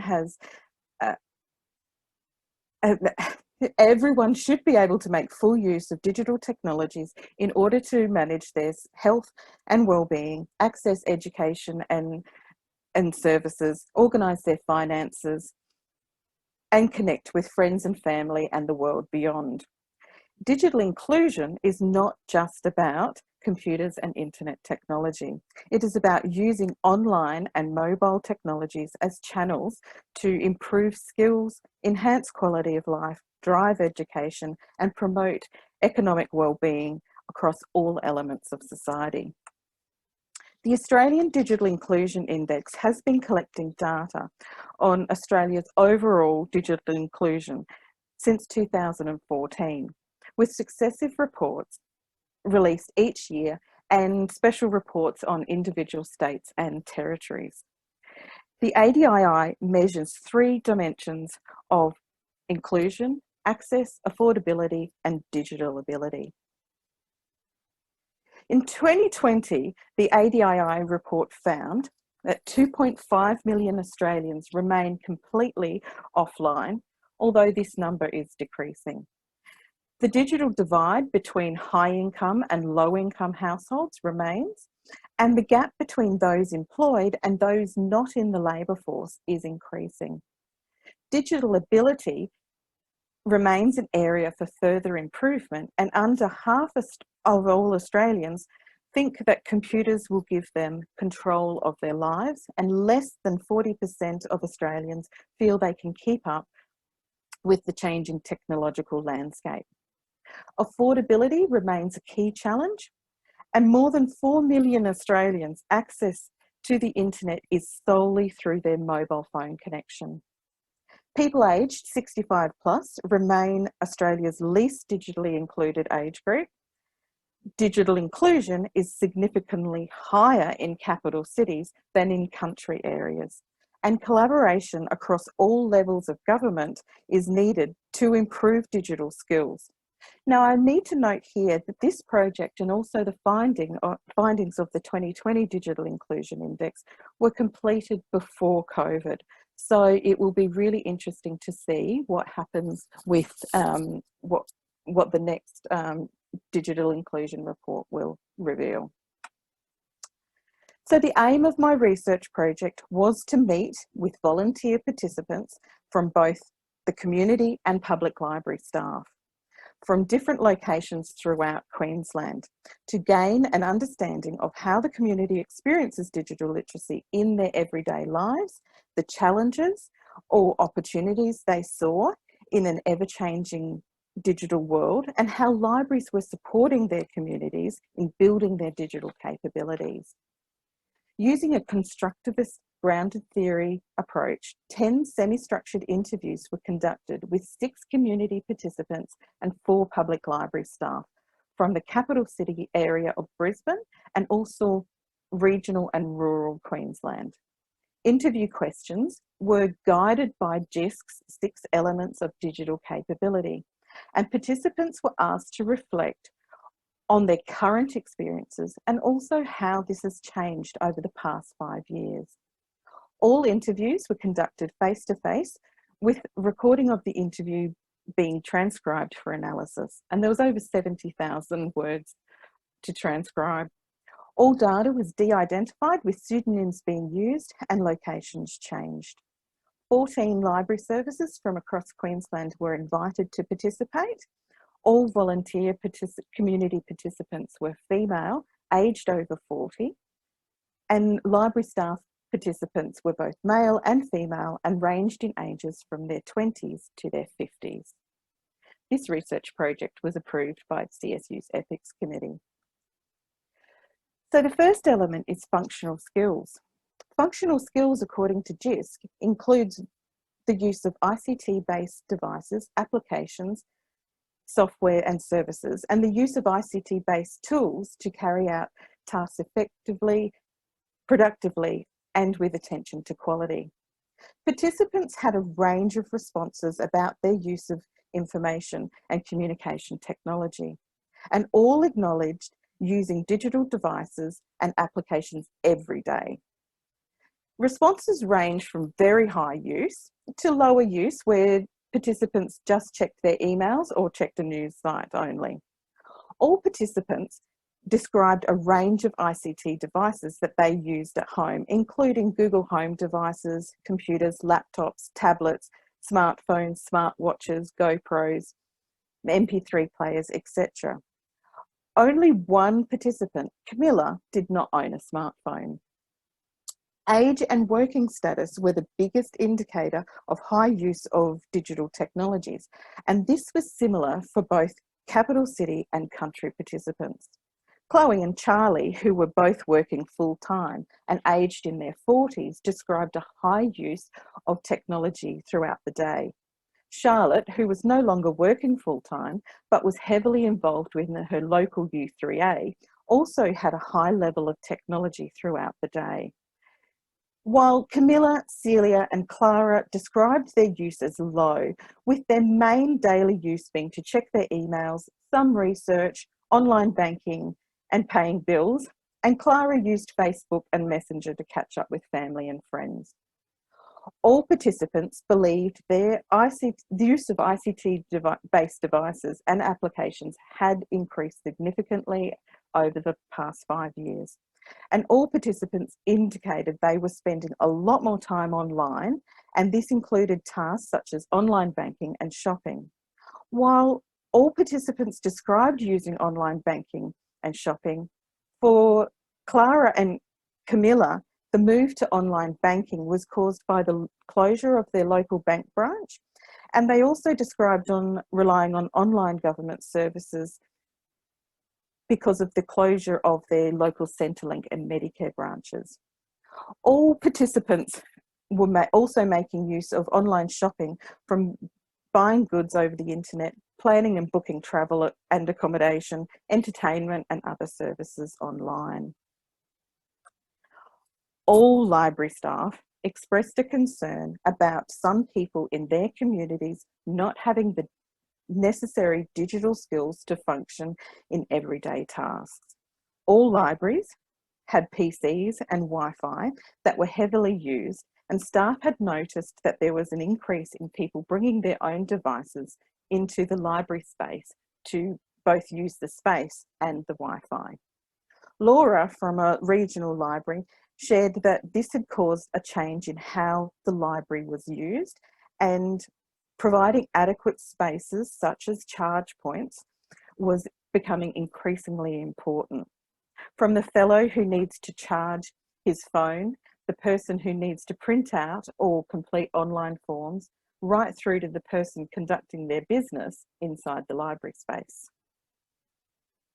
Critical use, according to JISC, is having the capacity to find, evaluate, manage, curate, organise and share digital information, the capacity to collate, manage, access and use digital media, and the capacity to critically receive and respond to messages in a range of media. When asked about how they find information, all participants responded with the word Google, While other search engines were mentioned, such as Bing and DuckDuckGo, all participants indicated they preferred and consistently used Google to find information online. Once results were returned for the information they were seeking, all participants spoke of checking other sources to evaluate whether the information was correct. All participants spoke of looking at the source of the information and only using reputable and known sources, while others actually looked at reviews or comments to see what others were saying about the information or the product. When asked about the ways they protected their personal data, in responding to this question, all participants' initial response was to indicate whether or not they were on Facebook. This was an interesting observation from all interviews with community participants, as the word Facebook was not in the question at all. Participants also provided additional responses, including only using secure sites that have a padlock in the URL, purchasing antivirus software protection, changing their passwords, to being careful with what they purchased and also what they put online about themselves. There was consistency across participants from the city and the country and in age groups. Although Chloe, who has been online for her work and personal life for a long time, provided a response that was very honest. And you can see here that she admits that she doesn't read the fine print and the terms and conditions, and that she was okay with her decision. She says here, tick, tick, tick, yes, yes, yes, to take me through to the program. Participants were also asked to consider whether they had ever come across anything that they had considered to be fake news. All participants indicated that they were aware of fake news and were able to provide examples of where they had heard or seen it. Charlie and Chloe provided examples where there was quite a bit of sophistication in order to make the fake news look legitimate. And Camilla and Celia both commented that fake news had been around for a long time, not just since the birth of online news and social media. And here, Charlotte shares her feelings that she is a sceptical person and she comes from that kind of base. I've got a critical literacy background, so if I'm looking at something seriously, not just scanning, I'd be asking the questions, whose voices aren't here? Is there a bias? And then deliberately go the other way. There's examples of certain things I don't like, and I tend to trash things quickly if I don't think there's a degree of legitimacy to it. All libraries said they supported the community in understanding information, data and media literacies. However, this was mostly at the point of contact, point of need of the client, in the 5 to 15 minutes they could spend with someone in a one-on-one basis. All libraries mentioned they were eSmart libraries, and some libraries had programs which the community could attend or view online. To increase their skills in this area, such as Tech Tips, Tech Savvy Seniors and the Be Connected program. JISC describes creative production as the capacity to design and or create new digital artefacts and materials, the capacity to use digital evidence to solve problems and answer questions, and the capacity to adopt and develop new practices with digital technology. The questions in this area provided the least responses, with many participants simply saying they weren't creative. Participants over the age of 60 were least confident in this area. Celia and Camilla indicated that they had only recently learnt to transfer photos from their phone or camera to their laptop or computer when asked this question. Chloe, who creates and maintains many websites and uses digital tools creatively throughout her work and personal life, noted that her use had increased in the past 5 years, and the main difference now was that she had to pay for website hosting, software, extra storage on her Google Drive, Dropbox and other cloud services. Charlie, who works as a special education teacher in a regional Queensland school, spoke about creating apps and developing a reading program for students at her school who were non-verbal or had difficulty communicating, and the surprising success of the app and that provided, and how well the students had responded to using iPads and other technology. All library staff indicated that their libraries were supporting the community with digital creation, problem solving and innovation. Examples of this included school holiday programs to create YouTube videos, stop motion movies, adult programs in using software like Adobe, 3D printing and VR sets. Laura from a regional library service explained that there had been changes in her library to the service provision following successful grant applications. And Liam from a regional library shared that it's understanding the digital environment and exposing to the public to that as much as humanly possible. To see a different perspective, it definitely helps in terms of innovation. People seeing education from a different point of view, as opposed to the usual, there's a book, open it up. Now you can kind of be in the book. Responses to questions in this area saw younger participants who were working and using digital tools to a far greater extent for digital communication, collaboration and participation than those who were over 60 and no longer working.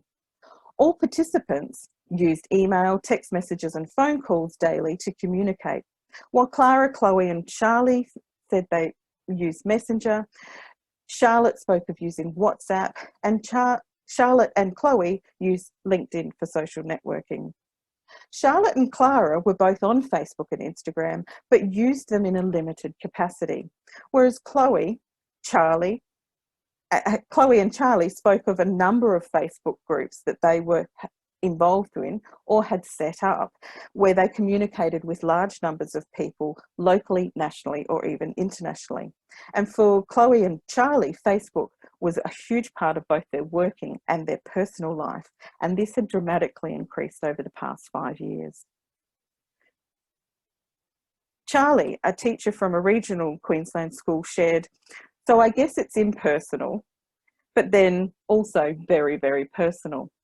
She says that she's in contact with a lot of people, but not individually as such. But she also is still in contact with people that she ordinarily would have lost contact with. So she says it's a catch-22 situation because you're heavily involved in people's lives, but you're also very distant from people as well. Lucy and Lily from Capital City Libraries indicated that they had seen an increased amount of support in the community in the area of digital communication, collaboration and participation. Laura and Liam said their libraries also provided basic assistance to the community in setting up email accounts, navigating social media and communicating through Skype and FaceTime. Lily from a Capital City library shared that Facebook and Instagram were mostly used by library clients to communicate with family and friends, and that they did that on devices in the library or using the library PCs. She also noticed that there was an increase in businesses asking her library for assistance in setting up business pages. Lucy from a different Capital City library commented that the free Wi-Fi really helps some people communicate and collaborate using whatever communication tools or apps they needed to connect with others digitally. But their physical meeting spaces were really important for digital collaboration, either for individuals connecting with the world or for groups to participate in group work with that digital collaboration.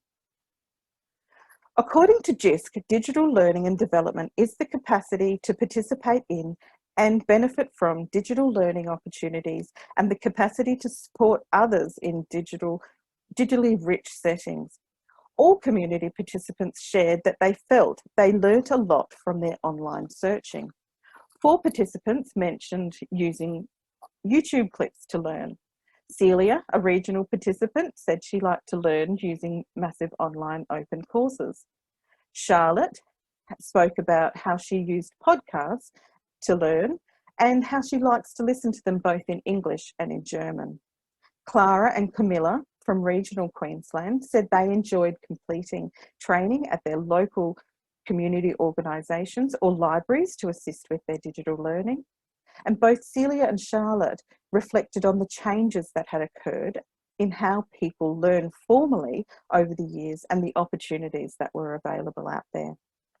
Chloe and Charlie both expressed that they were the go-to people when colleagues or friends and family required assistance in digital learning, in learning digital technologies. All library staff interviewed agreed that their libraries were supporting the community in digital learning and development at the point of need, with all libraries providing varying levels of assistance and programs. Programs ranged from the one-on-one sessions, small group sessions using devices that the library provided, large presentations and outreach to schools and community groups. And these were conducted both by library staff and from external providers. Lucy, and from a capital city library, spoke about promoting lynda.com to her clients, and Lily shared that one-on-one consultations with staff worked best with her clients at the capital city library service. Laura and Liam from regional libraries both shared experiences of programs to develop basic digital literacy skills using tablets or email, or Microsoft Word, through to digital art and virtual reality programs such as Tech Trek, Google Expeditions, or using robots such as Spheros. Kate, we need to wrap up. Okay. So this self-actualization and digital identity and well-being looks at projecting a positive digital identity.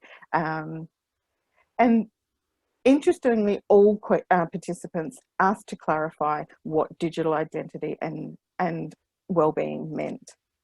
So Camilla shares here that she believes she's becoming more suspicious and less inclined to put anything out there. She's less trusting. And she says it's not just the financial cost, but also a drain on resources.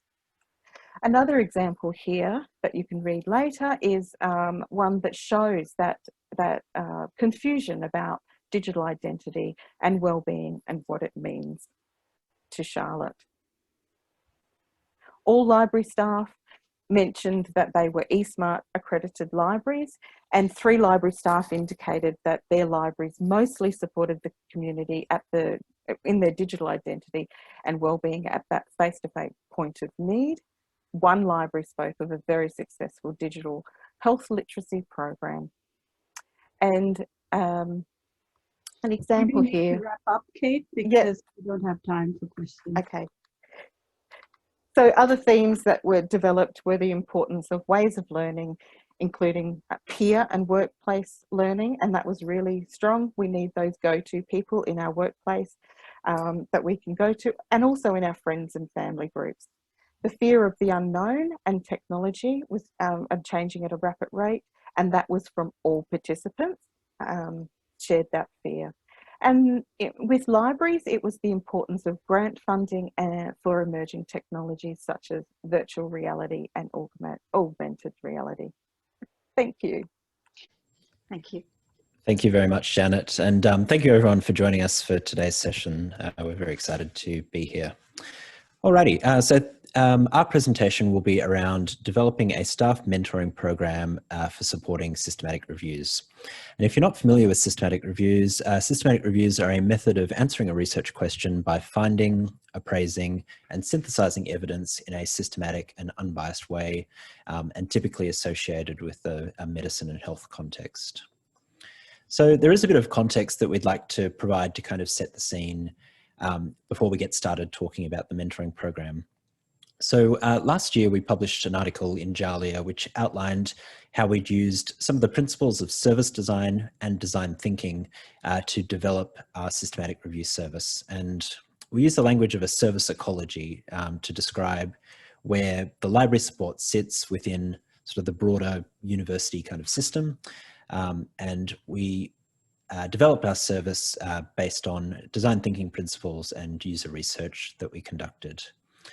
This led to a number of kind of different solutions. And I guess the thing to point out here is that we didn't set up kind of a neat roadmap at the very beginning of this journey to say we're going to do this, this, and this, but rather these things kind of emerged fairly organically kind of over time.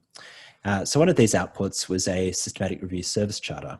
And this was recognizing a challenge that we faced around increasing demand for one-on-one support in the form of research consultations. These consultations primarily take place with research students, but also some academics. But we found that there was a need to kind of standardize and come up with a more sort of considered offering around what we actually cover in one of those consultations. So that was the basis of the service charter.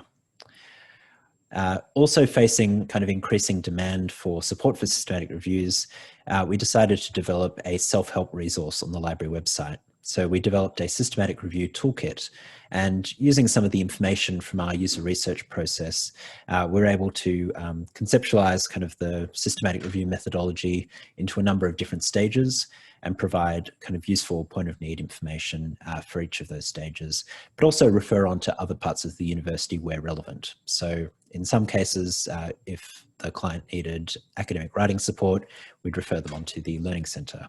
If they needed statistical consulting support, we'd refer them on to our Sydney Informatics Hub. So it was quite a holistic picture to bring together support from different parts of the university. And lastly, we'd also developed a Canvas course called Ready for Health Research. And the aim of this course originally, it was designed to support an honours cohort. But we found that many of the principles being discussed in the module around developing a searchable question, identifying synonyms, developing your search strategy, was applicable more generally for systematic reviews. And so one of the ways that we use this module now, this course now, is that we provide it to participants who have attended our systematic review workshops. So they spend the time working with librarians in the workshop and peers around developing and refining their research question.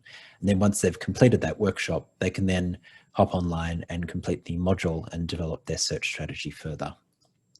So this kind of led us to kind of the fourth sort of strand of this work in supporting systematic reviews, which was a need to develop and build staff capacity, librarian capacity. And so I'll hand over to Julia to provide a bit of an introduction to that. So we talked about developing staff capacity as one of the solutions in the article. We just didn't elaborate on it. So this is our chance to talk a little bit more about it. And one of the rationales behind us thinking about implementing this program was a concern that an introduction of a systematic review charter, service charter, might lead to increase in demand from clients. So anticipating this happening, we decided that we might want to boost the numbers of librarians who can deliver systematic review support. There was, oh, I can't control it on my side. Sorry, Edward, can you? Sorry, I saw you going to press next slide and then I thought I'd do it. I know. All right, go for it. Sorry about that. Before I knew that before you implement any staff development program, you sort of need to know what is that you need to develop, what kind of capabilities and competencies you're targeting. And there was a precedent in research literature where competency framework was developed for librarians involved in systematic reviews. You can see it in front of you. The problem was, can you press enter? Thank you. That this framework wasn't applicable to academic liaison librarians as we are, because it is about librarians being involved in teams of researchers conducting systematic reviews and not teaching how to conduct a systematic review with all the consequences that that presents. Next slide, please. that was one of our sort of big realizations, is that we're not hospital librarians. You know, we're primarily working with research students, and they represent sort of 70% of the clients that we provide systematic review support for. And these are students that do not quite have their sort of research networks developed just yet. Often they're working alone. They may have limited support from their supervisor, for example. And for them, they're sort of coming to the library because they're reaching out for any kind of support. So for us to fulfill that function of being connectors in the university was really valuable. When thinking about developing the competencies for us as academic liaison librarians teaching systematic review process, I decided to involve the librarians into the process. The goal was twofold: to tap into the knowledge of practice and knowledge and skills that academic liaison librarians have, but also ensure buy-in in this group, because this is the group from where we would did recruit mentors. So we did a workshop with them when they were split in groups, and each group was asked to work on, to basically write up what they think is important in their work as educators when they do provide service. What are the most important qualities and what are the most important stages that they go through. And I analyzed that data and ended up creating a list of competencies. Each competency, of course, is itemized. The breakdowns are valuable, and you can see that it's quite a low-level categories presented here in the screen. But if you compare that to the competencies of medical librarians, there will be quite significant differences. And another useful piece of useful tool in our toolkit that came out of this work were checklists. And that's next slide. And we developed two checklists, one for mentor and one for mentee. And the list for the mentee was a simplified list. Just as you observe someone delivering a research consultation, you might as well just tick what you're seeing, because that concentrates you on the content and makes experience much more relevant and memorable. The checklist for mentor is much more complex, because mentors are providing feedback to the mentee, what they did, what they didn't, and what they should have done. And the next slide. And after we've developed all that sort of support documentation, we conducted an introductory workshop. Of course, we called for expression of interest, and we had about 16 people, which was very fortuitous because it was an even number. We called them all together, pulled them all together for a workshop, both mentors and mentees. And we paired them up during the workshop, quite in a random manner. I think there was a hat involved and pieces of paper with names. So not very scientific. Another purpose of this workshop was to kind of bring everyone on the same page in terms of what the program is about, what they're about to learn. But the very important thing for me was to communicate this idea that what they are going to encounter is a field of shades of gray. There was no certainties, there were some certainties, but there were more uncertainties than certainties in the process. And it was very important for me to actually make it tacit knowledge that, no, not tacit, make that tacit knowledge explicit during the workshop, that this is the field in which we work in. And one of the issues to eliminate was the fact that we are, as academic liaison librarians, are different from librarians involved in teams supporting systematic reviews. Our role is different, our tasks are different, our clients are different. And all training materials that are available, it's a lot of them, courses, online material, online training courses, they are applicable, partially applicable to what we do, but not 100% applicable. So we need to understand that and act accordingly. Another sort of ambiguity was that researchers' skills and knowledge were patchy at best, and if you don't understand what the researcher is telling you, it's probably not your fault. It's probably because they cannot articulate what they want, and they are acting on sometimes erroneous premises. But also the fact that the systematic reviews spread away and beyond health and medicine as a discipline into other disciplines makes this field even less certain.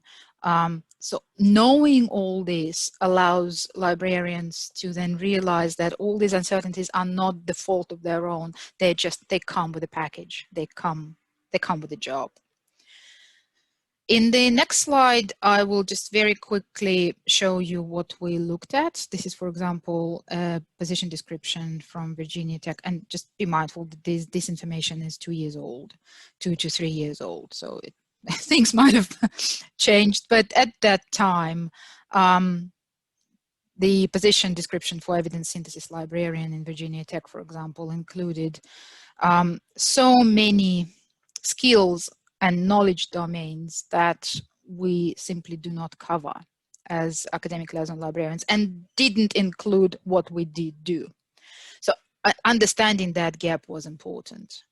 And in the next slide, you can see that researchers on their part also interpret their work in very different ways. And you can see a very quick search in Scopus revealed that there are so many, even on a definition level, misinterpretations and misunderstandings of what a systematic review is. And just knowing that variety, and knowing that that is the fact, that is the reality of academic life, is important.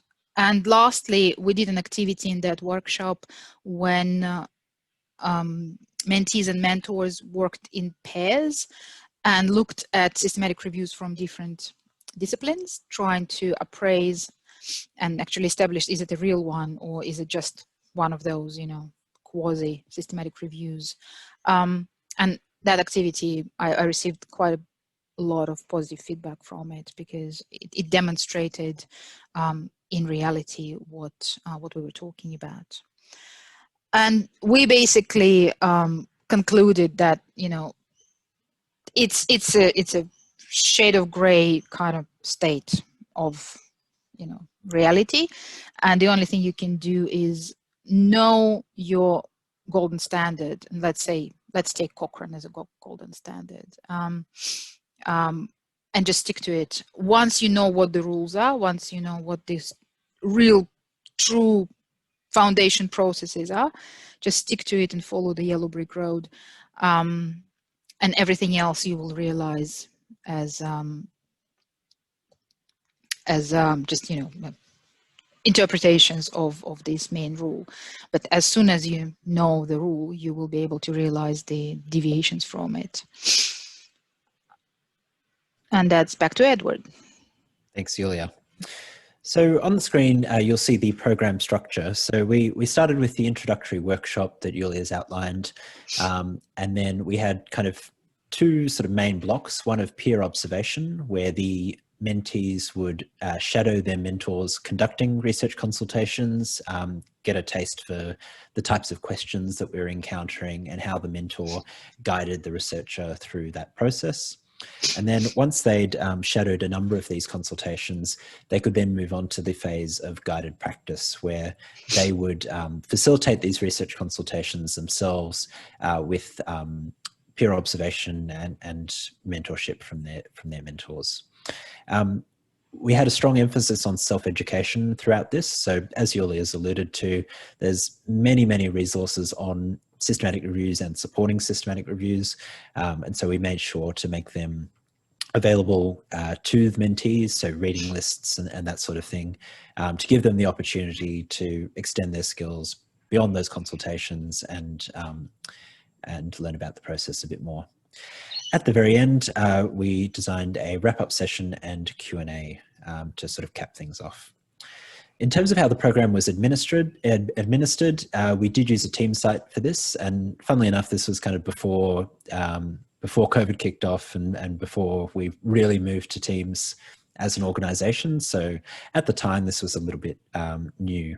And I think if we were running the program now, we probably would get a little bit more kind of social engagement on that Teams site, because that's become kind of an established way of working in our organization.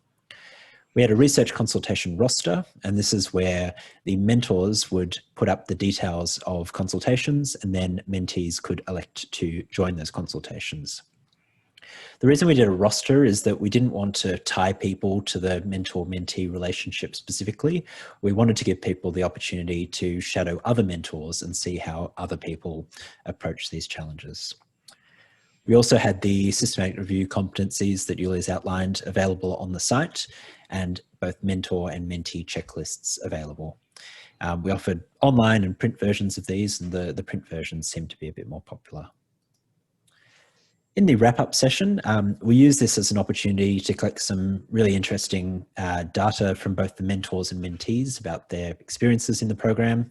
We had a facilitated discussion, and lastly, we had a Q&A panel. And so we borrowed this approach from Deakin University, who are using it as a format for sharing staff development learnings. So setting up a Q&A panel, having a number of people on the panel, and having the audience ask questions to kind of elicit insights on workplace learning. And so I fulfilled the role of Edward Jones, who may or may not be related to Tony Jones.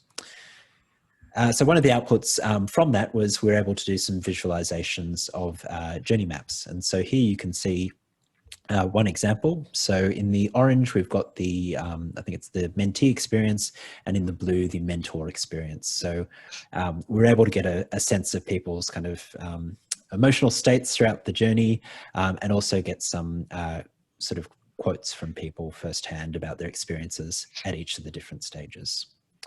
I'll throw back to Yulia to talk about, from the perspective of an organizer, expectations versus reality. Sorry, Janet, what was that? You'll need to wrap up now. We'd like to have 10 minutes for questions, if you could, please. Yeah, that's our conclusion. We probably don't have time to do the last two slides. So as a conclusion, you can see that we expected to increase the number of librarians able to deliver systematic review service. We marginally achieved that goal, but the importance and the importance of the lessons that we've learned went much beyond that, because we realized that we probably provided too much structure in places where it shouldn't have been, and not enough structure in places where it should have been. We overcooked the administration system and administration processes. And we also didn't allow mentees to set their own goals. As the major downside for me of this program was the fact that organizers, mentors, and mentees had different understanding of program's goals. Mentees did tell us that they actually benefited from the program, but in unexpected ways, not in the ways we sort of planned them to benefit from it. If we implement any program like this in the future, we will base our future design on these lessons learned, especially giving more freedom to mentees to set their own goals, but also be more deliberate in matching mentees and mentors at the beginning of the process. So we'll open up to questions now, but we might just leave our final slide on the screen. Yep. So, Yuruma Nindugi, Nathan Sentance, we're actually giving Balado, Yindamalaja, Gana Kunai, Nurumbangu, Yindamalaja, Gana Kunai, Mujigangu. So yeah, my name is Nathan Sentance. I'm a Wiradjuri man. My family is traditionally from Mudgee, New South Wales, but like Mary, I'd also like to acknowledge that I'm here. I'm actually here on Gunai Kunai country. I'm actually in the the Aboriginal Healing Service at Gunai Kunai Country in Gippsland, Victoria. So I'm actually not in my office today. And what I thought I'd talk about quickly is more in trying to consider about talking about what information do libraries need, or what information do libraries have that would support First Nations communities. I'll talk about it through a couple of, just quickly through a couple of brief projects that I've just recently been working on. One being the now completed First Nations cultural protocols at the University of Sydney Library. That I helped guide as my time there as a Wingara Muru advisor, and as well as the upcoming, at the Australian Museum, the upcoming Unsettled exhibition that we're having opening in late May. But the reason why I want to talk about these is because these weren't specifically around, these were more about what to do with the information we already have and how to make it more accessible, and how to, both these projects was very focused on making sure that even though me, especially with Unsettled, even though it was me and the First Nations curator really shaping it, we wanted to make sure it was, we got multiple perspectives on it, multiple First Nations perspectives. So looking at the First Nations protocols at University of Sydney. So to give you a little bit of background, the University of Sydney has been doing lots of, library has been doing lots of great work trying to ensure that its collection, its services, its spaces are more culturally appropriate and more culturally safe spaces. And I think this is important because they have, of course, many Aboriginal staff, many Aboriginal students, but they also have, because of the how old the University of Sydney is itself, and how long, especially something like their anthropology department and their museum department, they actually have a large, they're actually a large repository of First Nations knowledge. So that they have communities outside their institution that would probably want to access that information as well. So they've been doing lots of great work before they got me on board. They got me on board to help guide their First Nations cultural protocols. And one of the things I wanted to do was to make sure that I make the protocols best suited to their organisation and best suited to the First Nation staff and students that are already either not using the facilities or are. So basically what I did was I just had lots of conversations with people. So I did something what we call now we've called the cultural audit. But basically, I internally at University of Sydney, I asked staff, I asked members of all different divisions and different levels, just basically asked them a series of questions, you know, like how well do you think First Nations people are represented in the spaces in the collections? How comfortable do you feel about engaging with First Nations culture? And what's your background? And sort of trying to gauge the base level of where the university library itself was at. And then I actually spoke with a number of First Nations lecturers, some staff in the sort of student support areas, some of the other staff working in other areas like the museum, First Nations staff working in the museum, and also talked to several First Nations students, including we were lucky and got to speak to about 24 first year Aboriginal bachelor students. And basically we had to, that conversation was basically, they did a tour of the library. And after we actually asked them, how do they feel about the library? What's your general impressions? And with all the other staff and students I spoke to, I basically just asked them, what do you think of the library? And what could the library do to better support you? And so they basically shaped the protocols, but in not very surprising ways. Again, it wasn't about a lot of, especially the faculty, a lot of their input was not really about, they did want more different types, more diverse information in the collection. They would like the collection to represent the diverse points of view of the community of Australia. And they felt like historically First Nations points of view were missing from the university's collection. but a lot of it was actually to do with the information the university already provides. And again, it does have a very historic collection. And their thing was more about how do we get students to engage with that information, but in a way that is critical. How do we get them to critically engage with that information? Because their fearful was basically, is a lot of this old information, and not even that old, like, you know, from the 80s previous, is that information contains a lot of potentially racist, offensive views that would be considered outdated now.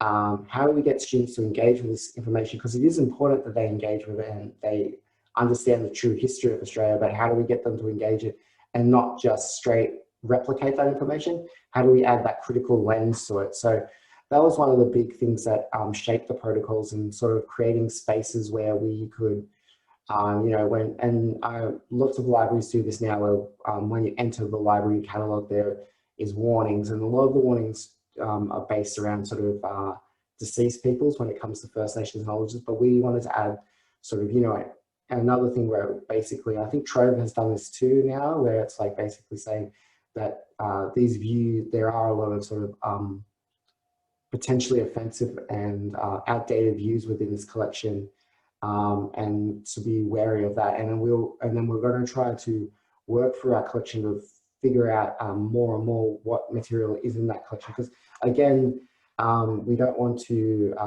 limit people's access to it, because it's important that people engage with it. And sometimes that same information that has offensive information also has key language information that First Nations communities would like to access to. So they were actually the main things that sort of shaped those protocols. And to quickly shift gears into the Unsettled exhibition. So we've got an exhibition coming out later this year, and it was actually in response to the 250th anniversary of James Cook coming to the east coast of Australia. You know, places like the State Library in New South Wales, the National Museum also had responses. We were kind of affected by COVID because a large part was going to be filming on country, so we were actually unable to finish the project by the 250th anniversary last year. But before we were given this project, the museum did say we want it to be completely a First Nations point of view. And they asked us what, and we were initially hesitant, me and the other First Nations members of our team. And they said, what could we do to like ease your concerns? And we said, as long as we had complete control of the exhibition, and as long as we had 6 months to consult on the exhibition. So we actually got, they said yes to both. So we actually had 6 months to consult on the exhibition of Unsettled. And what we did was we actually went out to different communities, a lot of New South Wales based communities, because that's where we have strong connections as individuals in the First Nations team. But we were able to contact people, you know, from Western Australia to Australia, and basically asked them, what do you think of the Australian Museum? What do you think of James Cook? Considering an exhibition talking about the events of 1770, what do you want to see and what don't you want to see? And those 4 questions actually have completely shaped the exhibition, because we know that this is a contentious story, and we know that we also don't want to, even though we're individual First Nations people and we are providing a First Nations perspective, we do want it to just be our perspective. We want to be the perspective of as many community members as we could. So we got about 805 responses from First Nations communities, and that's completely shaping the exhibition. So, and unsurprisingly to us, but I think was surprising to a lot of our non-Indigenous colleagues, is the exhibition is going to very much be focused on a lot of post-1770, the legacies of 1770. So it's actually going to talk a lot about things like massacres and the stolen generations, and contemporarily deaths in custody. But that's purely because that's what the community actually said they want in this exhibition. That's what they want to see. So yeah, so I've got a little bit over time, so I'll leave it at that, but thank you. Thanks, Nathan.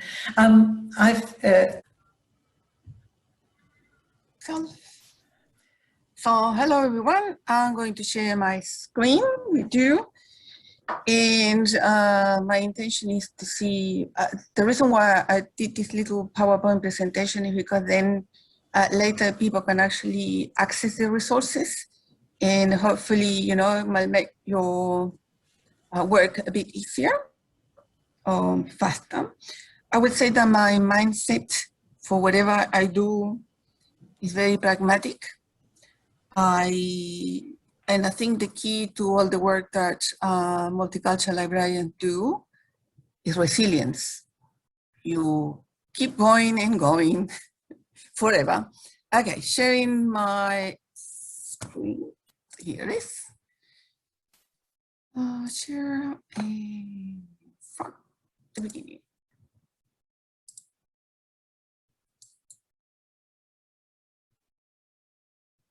Okay. Can you see my screen? It's all good or not? Yes. Yes, yeah. All good, thank you. Okay. So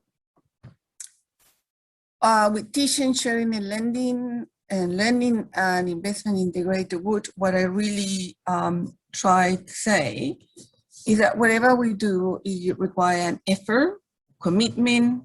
We need to plan, we need time, we need space, budget, goals, and we need to have a very clear idea what do we want to achieve. So, and when we are learning, I think we need an open mind and thinking about possibilities. So everything that we do is an investment, and we want always a positive outcome. So basically we need to be ready. And the first thing that I would say, you must know your community. I said before, I have a very pragmatic mind. I don't think you get to know your community if you are sitting in your library behind your desk forever. You need to actually get out, and that should be part of your job description, because you need to establish relationship that they last a really long time.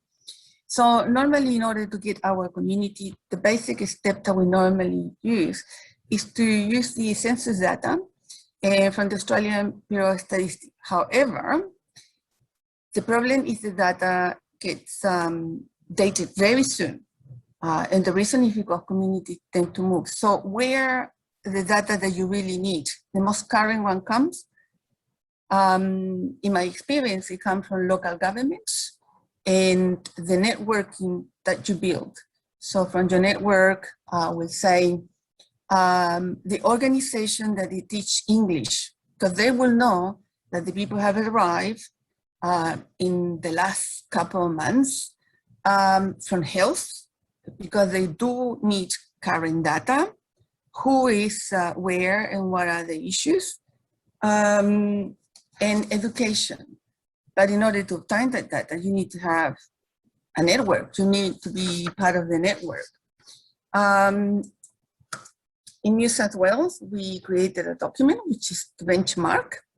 And the benchmark allows us to have an overview of what we're doing and identify what are our weakest points and how we're going to improve that.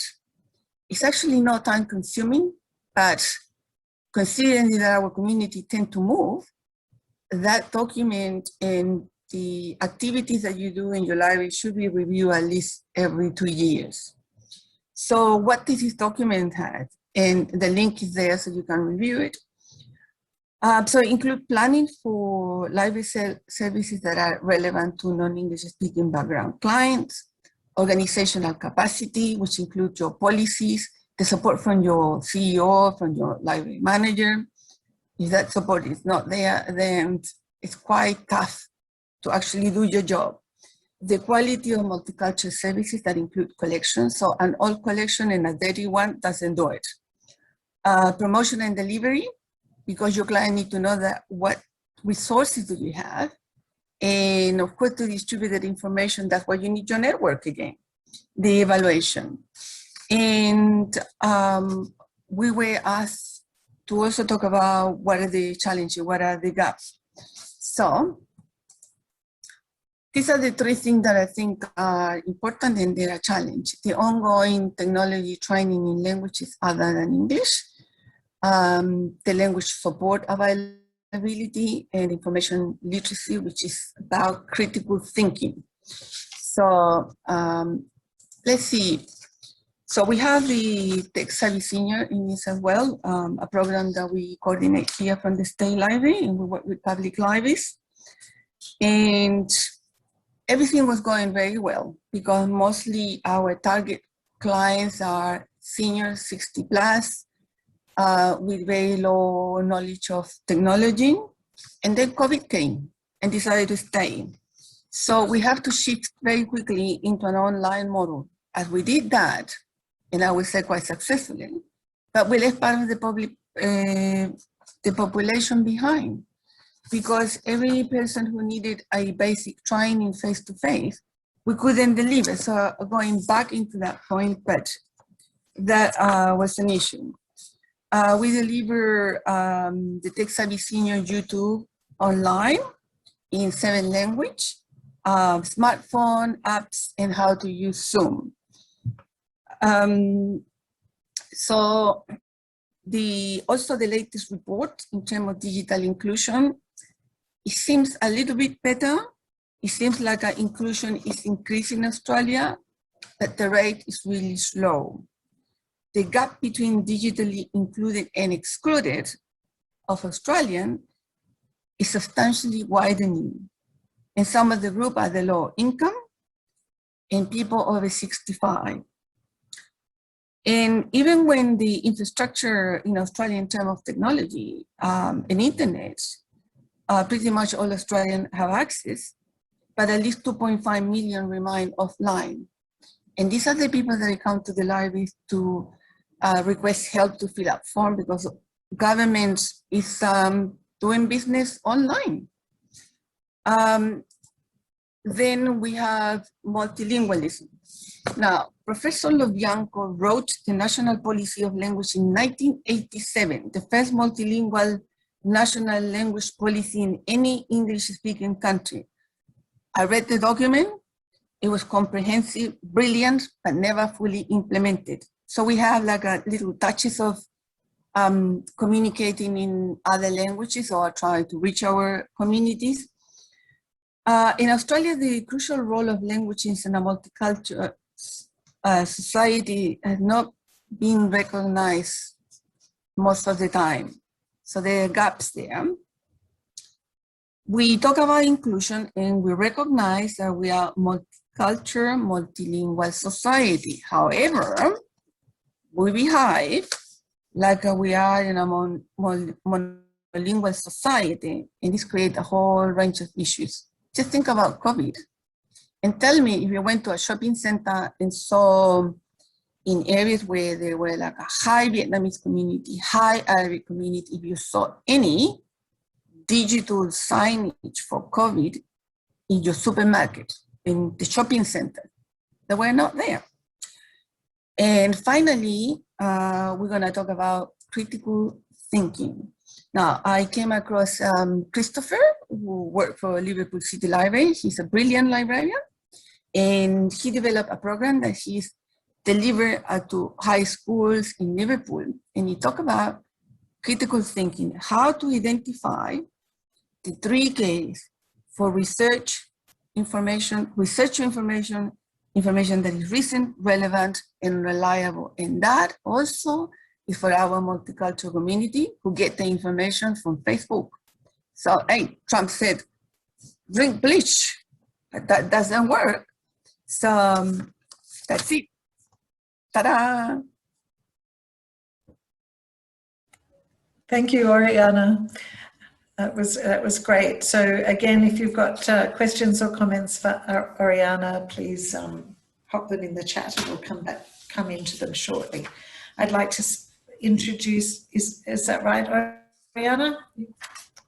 You're right? Yeah. I'd like to introduce now our third panelist, Danny Liu, who's an associate professor in the DBC Education's portfolio at the University of Sydney. He's a molecular biologist by training, programmer by night, research and academic developer by day, and educator at heart. I like that, particularly that last one. He works at the confluence of educational technology, student engagement, learning analytics, and educational data science. pedagogical research, organisational leadership and professional development. His work in educational innovation has been recognised through a number of national and international awards. So Danny's going to talk about learning analytics and what we can look for in data to support learning and support, information support for our users. Thanks, Danny. Over to you. Okay, thanks very much. Can you see my screen with the mind map on the screen? Yes. No, that's good. Excellent. Thank you. And apologies for my voice. I normally don't sound this croaky, but I was at the Easter show yesterday and yelling at the kids, and so it's voice is croaky than usual. So thanks for your time today. I wanted to quickly chat about learning analytics and this strange field that's been kind of going on, bubbling in the background for about 10 years now, but hasn't really yielded any tangible outcomes for teachers or learners or anybody really. Don't let them hear that I say that. I told you that. But what I guess I wanted to share today is some ideas around what the learning analytics is, the challenges that we face globally as a field, and then how to connect this to the work that you all do as librarians and people who work in and around libraries. So I guess to start us off, I wanted to talk about, let me just move a few things around on my screen. I wanted to talk about what exactly is learning analytics, and the traditional definition that everyone uses is basically this one on the screen now. It's really around getting data in, collecting it, measuring it, analyzing, reporting it, and then using it presumably to understand and then also improve or optimize learning and the environments where learning occurs. And so there are a lot of different, I guess, purposes of learning analytics. And so one of the purposes of learning analytics is around understanding. And typically here, I'm just going to type as I speak, which could be a bit risky, is around understanding. And so typically here you have ideas around dashboards and those kind of things coming out. And so it's kind of ideas around your organization is sitting on data. Let's present the data or visualize it in a way which people can actually use to get a bit more understanding around what's happening. There's also a lot around prediction. And around prediction, it's kind of like the idea that because we have this data here, let's not just go about visualizing it, but also go around thinking about how we can predict how students or our learners are going to behave or how they're going to perform. And so it's kind of like the whole Amazon idea, you know, because you bought these two items, it means that you may be interested in this other item. Because you operated in the library in this particular way, or you did this thing in the classroom, this means that you could be doing this next thing. Other purposes around it could include things like personalized feedback and support. And so the idea is around finally involving the teacher or the educator in this process and actually thinking about how they use data to essentially personalize that resources and support and information that goes back to students. Now, in terms of data sources, learning analytics typically relies on a different range of things, mainly depending on what the institution or the organization has available to it. And so learning analytics traditionally has been very higher education focused. And so in the higher education field, you have things like something called the SIS, the Student Information System. You have things called the LMS, the Learning Management System. You have things like publisher platforms. You have things like other video platforms. You have student evaluation data. And now what people are starting to do more of is thinking about the kind of other interactions and touch points students have with the organization. And so a lot of people now are keying into key library data, for example. Creepily, some of them are starting to step into the realms of Wi-Fi data and the things that can tell us about students, and also social media data as well, and it gets kind of increasingly creepy as you go further down that list. We can have a discussion about ethics soon as well. So with all these data sources, what people try to do in learning analytics is try to kind of put them into one data warehouse, so to speak, in order to try and understand and improve how learners learn. So across here on the right, we have ideas around basically challenges that we have going in learning analytics. And a lot of it is around the data is in lots of different places, and it's really hard to collect it in one place. And so silos of data, you may have library data sitting in one database, you have learning management system data sitting in a different place, you have Wi-Fi data sitting in a different database. And it's really hard to actually connect those ideas together. Educators at the coalface of teaching learners they also have a lot of issues around actually getting access to the right infrastructure and the right tools in order to do this. Data is a very foreign concept to a lot of people, and using data in the right way is also quite tricky. There's also a lot of issues around bias and bucketing, and what I mean by this is learning analytics in the traditional sense tries to use algorithms to ostensibly understand students, but in order to do this, they have to make some assumptions about the data and the students and the learners underlying it. And so it's kind of like if you imagine Amazon's predictive shopping service. It's because you bought these two items, it means that you must be interested in the third, or because you viewed these items, it must be interested in this. But what those algorithms fail to do is they fail to truly understand you as the person, or the student or the learner as a person. And so there's a lot of algorithmic bias that creeps into these predictive algorithms, which is a bit of a problem.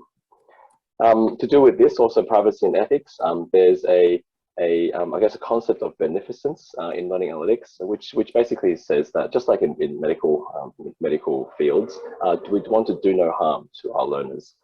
And also we want to make sure that the data is captured in a way which is only used for the purposes which they've approved. And so there's a really big, I guess, ideas around privacy and ethics, which is really important. And finally, because of a lot of these things, because we can't get to the data, because we don't have the right tools for the data, because the data or the algorithms don't really do the right things for us, and because we have concerns about privacy and ethics around it, the uptake actually at the coalface with instructors has been really low over the past 10 years. And this is something that the learning analytics field is challenged by globally in terms of how do we actually get people to benefit from this? How do we get teachers and also students to benefit from this? So in terms of how we consider the connection between libraries and LA, these questions I want to just hang here for a little bit, because we need to consider, in terms of your role as librarians, who are our learners and how do they seek success? What role do we all play then in achieving this success? And then how can we get data at the right times, the right places about these interactions, which could then finally actually inform what we do to promote learning success a bit more. And so I think when we think about libraries and learning analytics, these are probably the key questions. It's thinking through how do we use data, or the right data, in the right way, and what would this data be in order to then improve the services and the education that we're rendering to our learners. Some of the opportunities I think that I see in terms of libraries and LA around these four things. And so we've heard today, I was able to pop into a few things today about applied research, and so there's a lot of potential for working with other library stakeholders on applied research, and also this idea of using this to kind of prove or continue to prove our evidence of impact as libraries. And you'd be surprised, but there's actually a lot of untapped data sources that, at least in higher education, academics would like to get out of libraries and student interaction with libraries. And so there's a big opportunity here in terms of drawing from these untapped sources from the library. So with that, that's my 7 minutes up. So I'll hand back to Marianne. Thanks so much, Danny. And thank you to all the panelists. I can see that we're already running quite a few questions in here. We'll give people time to think about Danny's presentation first, and I'll go back to the ones from, where are we? From Nathan. So Nathan, there's a question from Jelena. Do you think that having Indigenous academic officers and teachers increases the Indigenous students? I guess that means the numbers of Indigenous students. Yeah, yeah, 100% do. And I've noticed in places, once they lose Indigenous staff, and I'm not just talking about, I think this is true in academia, but I also think it's true in libraries and museums. I think having Aboriginal staff does bring in Aboriginal community members. Recently, I got asked to help curate something at a venue out in Penrith, and they were asking because they were trying to curate, they were trying to engage different curators to get different community members to this venue, because they just don't get. They weren't getting many of their local Aboriginal population, but they also weren't getting many of their local, all these different sects. So they hired community members from those sects to bring them in. And I actually kind of turned them down, but I helped them find a curator from that local community, because I was saying, like, even myself, even as an Aboriginal person, going into that community, I'd be doing the same thing you'd be doing. If you at least get one of the local members, even if they haven't got curatorial experience, I can help them that bit. Their cousins will come, you know what I mean? And then, and that way the community gets introduced to the space. So you actually don't, yeah, so it definitely happens. More Aboriginal people in the space, when you see yourself in the space, it's easier to enter that space.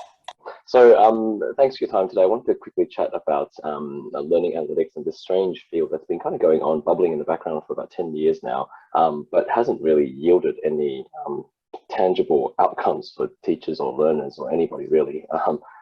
Don't let them hear that I say that. I told you that. But what I guess I wanted to share today is some ideas around what the learning analytics is, the challenges that we face globally as a field, and then how to connect this to the work that you all do as librarians and people who work in and around libraries. So I guess to start us off, I wanted to talk about, let me just move a few things around on my screen. I wanted to talk about what exactly is learning analytics, and the traditional definition that everyone uses is basically this one on the screen now. It's really around getting data in, collecting it, measuring it, analyzing, reporting it, and then using it presumably to understand and then also improve or optimize learning and the environments where learning occurs. And so there are a lot of different, I guess, purposes of learning analytics. And so one of the purposes of learning analytics is around understanding. And typically here, I'm just going to type as I speak, which could be a bit risky, is around understanding. And so typically here you have ideas around dashboards and those kind of things coming out. And so it's kind of ideas around your organization is sitting on data. Let's present the data or visualize it in a way which people can actually use to get a bit more understanding around what's happening. There's also a lot around prediction. And around prediction, it's kind of like the idea that because we have this data here, let's not just go about visualizing it, but also go around thinking about how we can predict how students or our learners are going to behave or how they're going to perform. And so it's kind of like the whole Amazon idea, you know, because you bought these two items, it means that you may be interested in this other item. Because you operated in the library in this particular way, or you did this thing in the classroom, this means that you could be doing this next thing. Other purposes around it could include things like personalized feedback and support. And so the idea is around finally involving the teacher or the educator in this process and actually thinking about how they use data to essentially personalize that resources and support and information that goes back to students. Now, in terms of data sources, learning analytics typically relies on a different range of things, mainly depending on what the institution or the organization has available to it. And so learning analytics traditionally has been very higher education focused. And so in the higher education field, you have things like something called the SIS, the Student Information System. You have things called the LMS, the Learning Management System. You have things like publisher platforms. You have things like other video platforms. You have student evaluation data. And now what people are starting to do more of is thinking about the kind of other interactions and touch points students have with the organization. And so a lot of people now are keying into key library data, for example. Creepily, some of them are starting to step into the realms of Wi-Fi data and the things that can tell us about students, and also social media data as well, and it gets kind of increasingly creepy as you go further down that list. And we can have a discussion about ethics soon as well. So with all these data sources, what people try to do in learning analytics is try to kind of put them into one data warehouse, so to speak, in order to try and understand and improve how learners learn. So across here on the right, we have ideas around basically challenges that we have going in learning analytics. And a lot of it is around the data is in lots of different places, and it's really hard to collect it in one place. And so silos of data, you may have library data sitting in one database, you have learning management system data sitting in a different place, you have Wi-Fi data sitting in a different database, and it's really hard to actually connect those ideas together. Educators at the coalface of teaching learners, they also have a lot of issues around actually getting access to the right infrastructure and the right tools in order to do this. Data is a very foreign concept to a lot of people, and using data in the right way is also quite tricky. there's also a lot of issues around bias and bucketing. And what I mean by this is learning analytics in the traditional sense tries to use algorithms to ostensibly understand students. But in order to do this, they have to make some assumptions about the data and the students and the learners underlying it. And so it's kind of like if you imagine Amazon's predictive shopping service. It's because you bought these 2 items, it means that you must be interested in the third, or because you viewed these items, it must be interested in this. But what those algorithms fail to do is they fail to truly understand you as the person, or the student or the learner as a person. And so there's a lot of algorithmic bias that creeps into these predictive algorithms, which is a bit of a problem. To do with this, also privacy and ethics, there's I guess a concept of beneficence in learning analytics, which basically says that just like in medical fields, we want to do no harm to our learners. And also we want to make sure that the data is captured in a way which is only used for the purposes which they've approved. And so there's a really big, I guess, ideas around privacy and ethics, which are really important.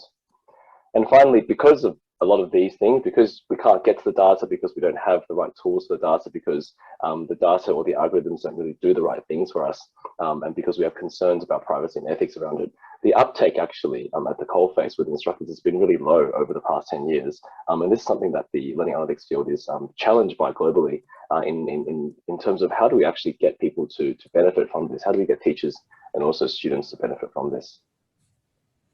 So in terms of how we consider the connection between libraries and LA, these questions I want to just hang here for a little bit because we need to consider, in terms of your role as librarians, who are our learners and how do they seek success?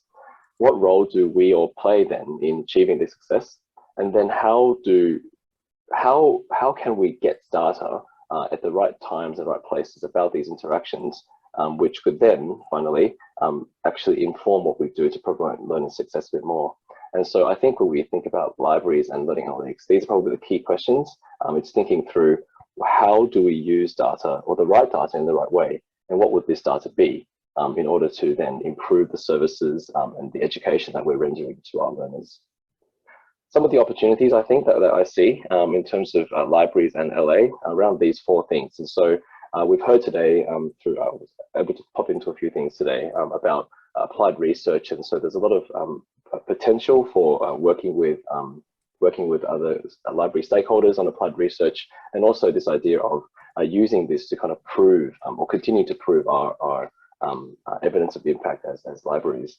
And you'd be surprised, but there's actually a lot of untapped data sources that, at least in higher education, academics would like to get out of libraries and student interaction with libraries. And so there's a big opportunity here in terms of drawing from these untapped sources from the library.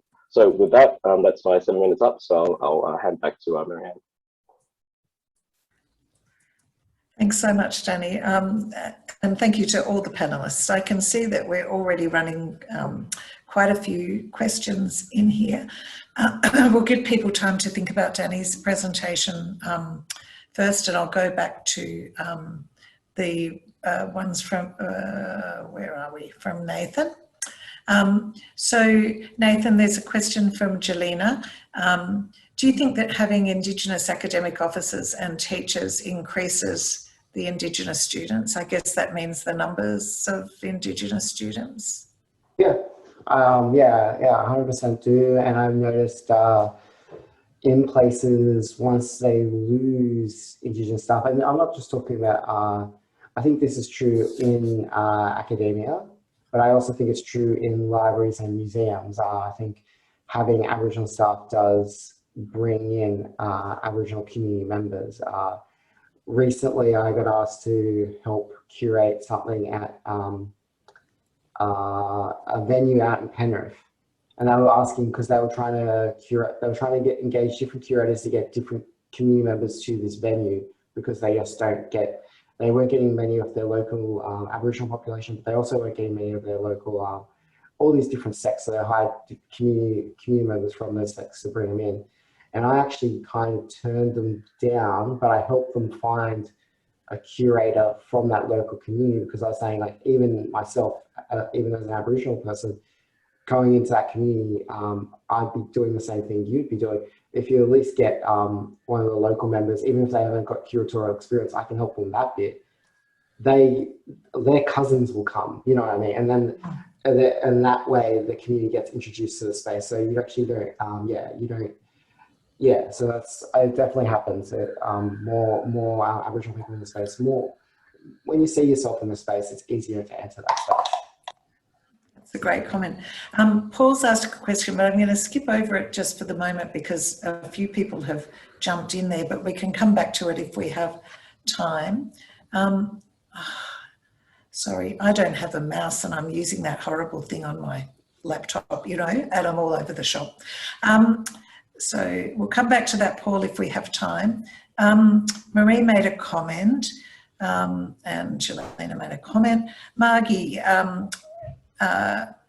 you talked about COVID-19 info dissemination and the tech-savvy seniors.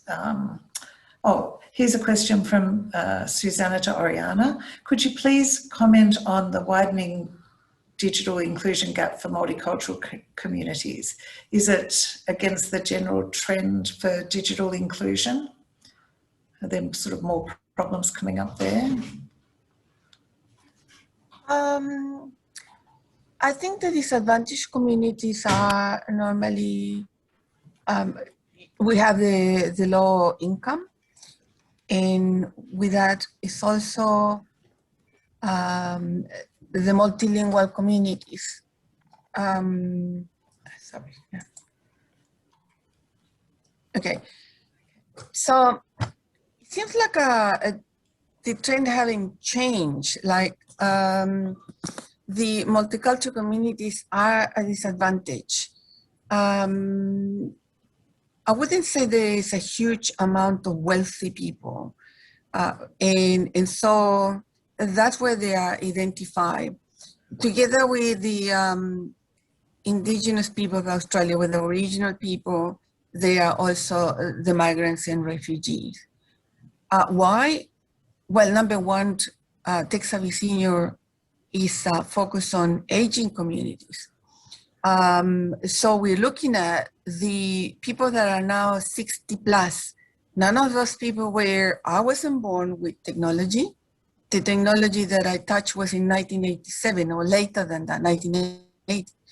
And so there's a disadvantage. We don't think technology. And when your telephone or your laptop or whatever your children gave you as a gift, they didn't give you a gift because they didn't want it. It was already old, so it just died. And in order to replace that, you need $500. If you are in a pension, you don't have $500. That's why the libraries are such a fantastic place to go, because they go there, and many libraries now, even when you might not be able to take it home, in some cases, you can borrow not a laptop or telephone, but you can borrow a device that you can take home and use. If you go to the library, if you don't have technology at home, then you will have a Wi-Fi in the library. And the assistant to get into those local government, in the New South Wales government website. We, sorry to interrupt here, but we just did some research with public libraries during the COVID close down, and they said that they thought that some of the reason for the queues outside Centrelink were actually because the public libraries were closed and people couldn't get online and do a lot of their form filling out and applications and things. Anyway, I'm sorry to interrupt you, but I think it ties in with what you're saying. But yeah. I think you're right. It's a known, it's true that when a person goes to Centrelink and they have to fill up a form that has more than 5 pages, maybe 10, they actually send them to the library to be filled up. And now there are some other issues coming with COVID, so I'm on it. I'm asking. Okay. So Marie sort of has a jokey question there, and you kind of answered it, Danny. At the risk of sounding paranoid, how do we hide our data? And you've kind of answered it, but there's a bigger question there, isn't it? Like, how much of our users' data can we use without being intrusive, snoopy, stalky, and all that kind of stuff? Yeah, no, it's a great question. I think it has to come down to that idea that we need to determine not so much what question we have about our data, but we need to determine how we can use our data in the first place. And so, if we think about learner success, and we think about, okay, well, if we define learner success as being able to search the database better, or being able to find a resource that they need with greater ease, then we don't really need to know their socioeconomic background. We don't really need to know some of this particularly creepy stuff like their Wi-Fi information, how they're moving through a particular space. What we do need to know, for example, is maybe we need to know the search terms that they use and how many steps they took in order to get to some place. We need to know some information about their existing knowledge levels. And a lot of these, existing knowledge levels, search terms they used, how many steps they took, those aren't actually captured very well in existing data warehouse databases. And so the question then for us is, once we actually figure out what success means for us, then how do we get the non-creepy data in order to actually help the learners? Because often we start from the wrong end. We often start with the idea that, oh, we have lots of data, therefore let's try and find out stuff. So what we should really be asking ourselves is, how do we help people? And therefore, what kind of data do we need to know in order to help people? And most often than not, what we're finding, especially in higher education, is that the data that teachers need to help their students is actually the non-creepy data. It's actually self-reported data about how they're tracking. It's about data which teachers actually, or their teaching team actually knows about the students already, but isn't currently captured in a particular way. And so I think that there's a risk there if you start with the what I have, and therefore what I want to know, as opposed to how I want to help people. There's thanks, Danny. There's another question there from Trish. If I'm missing anyone's, just copy and repost it. But Danny, you mentioned that libraries have a lot of data that academics would love to get a handle on and would be useful for learning and privacy and ethics. We've sort of talked about that a little bit, sorry. Danny from Jelena, as we're digitally engaged, we leave digital footprints everywhere. The question is, how can we minimise? And I think that was sort of the essence of Marie's question earlier that I glossed over a bit. Yeah, and some of this comes down to institutional or organisational policies, to really be the people. Librarians are typically amazing at protecting privacy and information security, and so it's kind of within our cultural remit to basically push for these things and to say things like, or no, we need to change our regulation in organizations so that we do protect our learners' data and make sure it's only used in a way. And so I think we have a very powerful role to play in kind of speaking up in terms of that. But in terms of how to protect our own digital footprint, and to go with Marie's question as well, I think it's around, earlier we had a presentation before about how students use social media and get their news. And one of the quotes from the student is, if it's free, then we are the product. And I think that's very, very true, especially in public systems out there. But in more private systems like institutions, organizations, I think it really is down to that the only thing we really can do is make sure that the privacy statements and those kind of things are watertight. There's not much, once a student signs on to something, once a library user signs on to a library, I think the organization has a lot of control over what they do with the user's information. Thanks for that. Danny also put a link to his mind map there, which may disappear when the session disappears. So if you want to click on that now and bookmark it or something, feel free to do that. I'm going to go back to some questions that were from for Nathan and Oriana, and then we'll come back to Danny, because Danny, there's a heap there for you. So Paul's question, which has sort of been answered in some ways, but not completely, is, do you feel that the next step for the cultural protocols would be to implement them on a national level? I know we've got the ALIA LARK protocols and some other things that people have mentioned in the chat, but what do you think is the next step? Well, not with the protocols I made, because the protocols I made were for a specific library, and I think that can be a bit of the issue with the ALIA protocols, which I think the ALIA protocols are still very much applicable, and they're a very good where a lot of people, very good starting point. The only issue is I think they're, no, they haven't been disseminated quite so well.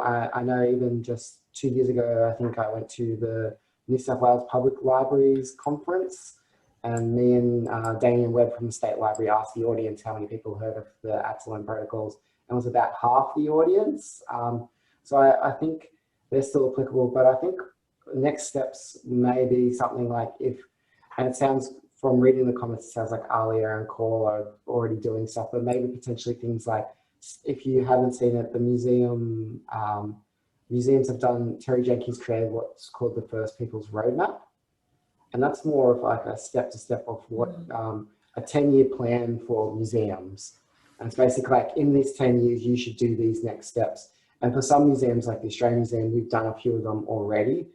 So we can focus on the other ones, but it's a 10-year plan. So maybe something like that on a sector level might be useful. Whereas I think the protocols I worked on are very good for the University of Sydney Library, but you can look at them and think what could be useful for your library if you're engaging in that space. But I don't think they're meant to be sort of a very, because again, like I'm working with a very specific idea of different communities that I'll be working with. There's First Nation communities are diverse as every other community, so different areas will have different needs. So I think you'll have to change your protocols to that needs and to that community, which I think requires a bit more work. Yeah. Thanks. That's a really good point. I have to keep banging that into my head too. So did the tech savvies, Oriana, did the tech savvy seniors that you mentioned were left behind, did they ever have the opportunity to catch up again, or is this still an issue that's ongoing? So what happened was, in the height of COVID, and fingers crossed they stay far away from us, libraries have to close. And the fundamental of the Tech Savvy Senior is a face-to-face program, where there's a lot of other things that are training online that you can find, and they are excellent programs. We really much focus on people who have never touched a computer. And so we lost them because the public library is closed. And now that things are kind of relaxed, we start working back with public libraries, and of course you have to promote, you need to inform them, they are open for business, and so the community start coming back. So I will tell you that normally we would run a class with 10 people and we have a whole bunch of people waiting. This time you look at a class that it might be around 6, because some people left the library and it didn't come back. And they still haven't come back yet. So libraries start again working really hard, engaged, and say, yes, we are open. I mean, Fairfield has a beautiful library, just open, and people don't know. They will find out very soon. But yes, we are re-engaging. We are just coming toward the end of the financial year, and I'm pretty sure that the government is going to fund again the program. So we start again. Yeah. Thanks, Oriana. So Jelena makes the point, I think, agreeing with Nathan, that that a cultural protocol needs to be implemented within a specific cultural context and relevant to the location and demographic. Thanks, Jelena.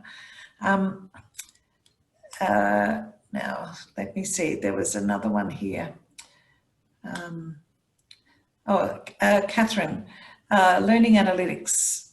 Oh, it's like a comment. What happens as course coordinator when one sees data is at odds with what the students say they want and what the uni will fund them to do? I think all teachers have seen a bit of this. For example, recorded lectures, students say they want them over and over, but learning analytics show very low numbers actually watch them, let alone the whole thing. What do we go with the analytics or what they say, and how do we? It's a really good question. Then Jelena's point actually is quite key to this, because its context is king in analytics, and context is king, therefore the teachers actually understand the best, and that's what we're trying to work with at Sydney at least. The teachers are convinced by data, and so are students, and so are management. And so if you want to affect the influence the perception of management also for students, then show them correlations from the data that between lecture watches and captures, between performance, and show them that there is no correlation between that. And so I think use data in the right way for good.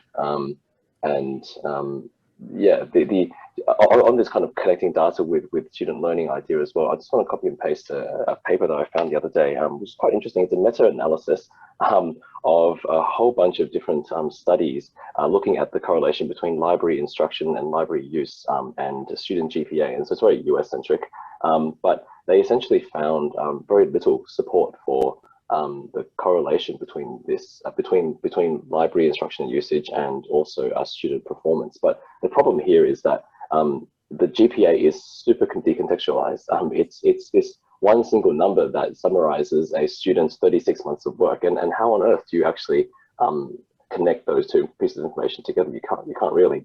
And so a lot of this research, I think, and especially in kind of the LARK context, it's really important for us as library researchers to be able to dig down into context and not miss the trees for the forests, if I can perturb that saying in the opposite way. Often with data, we see the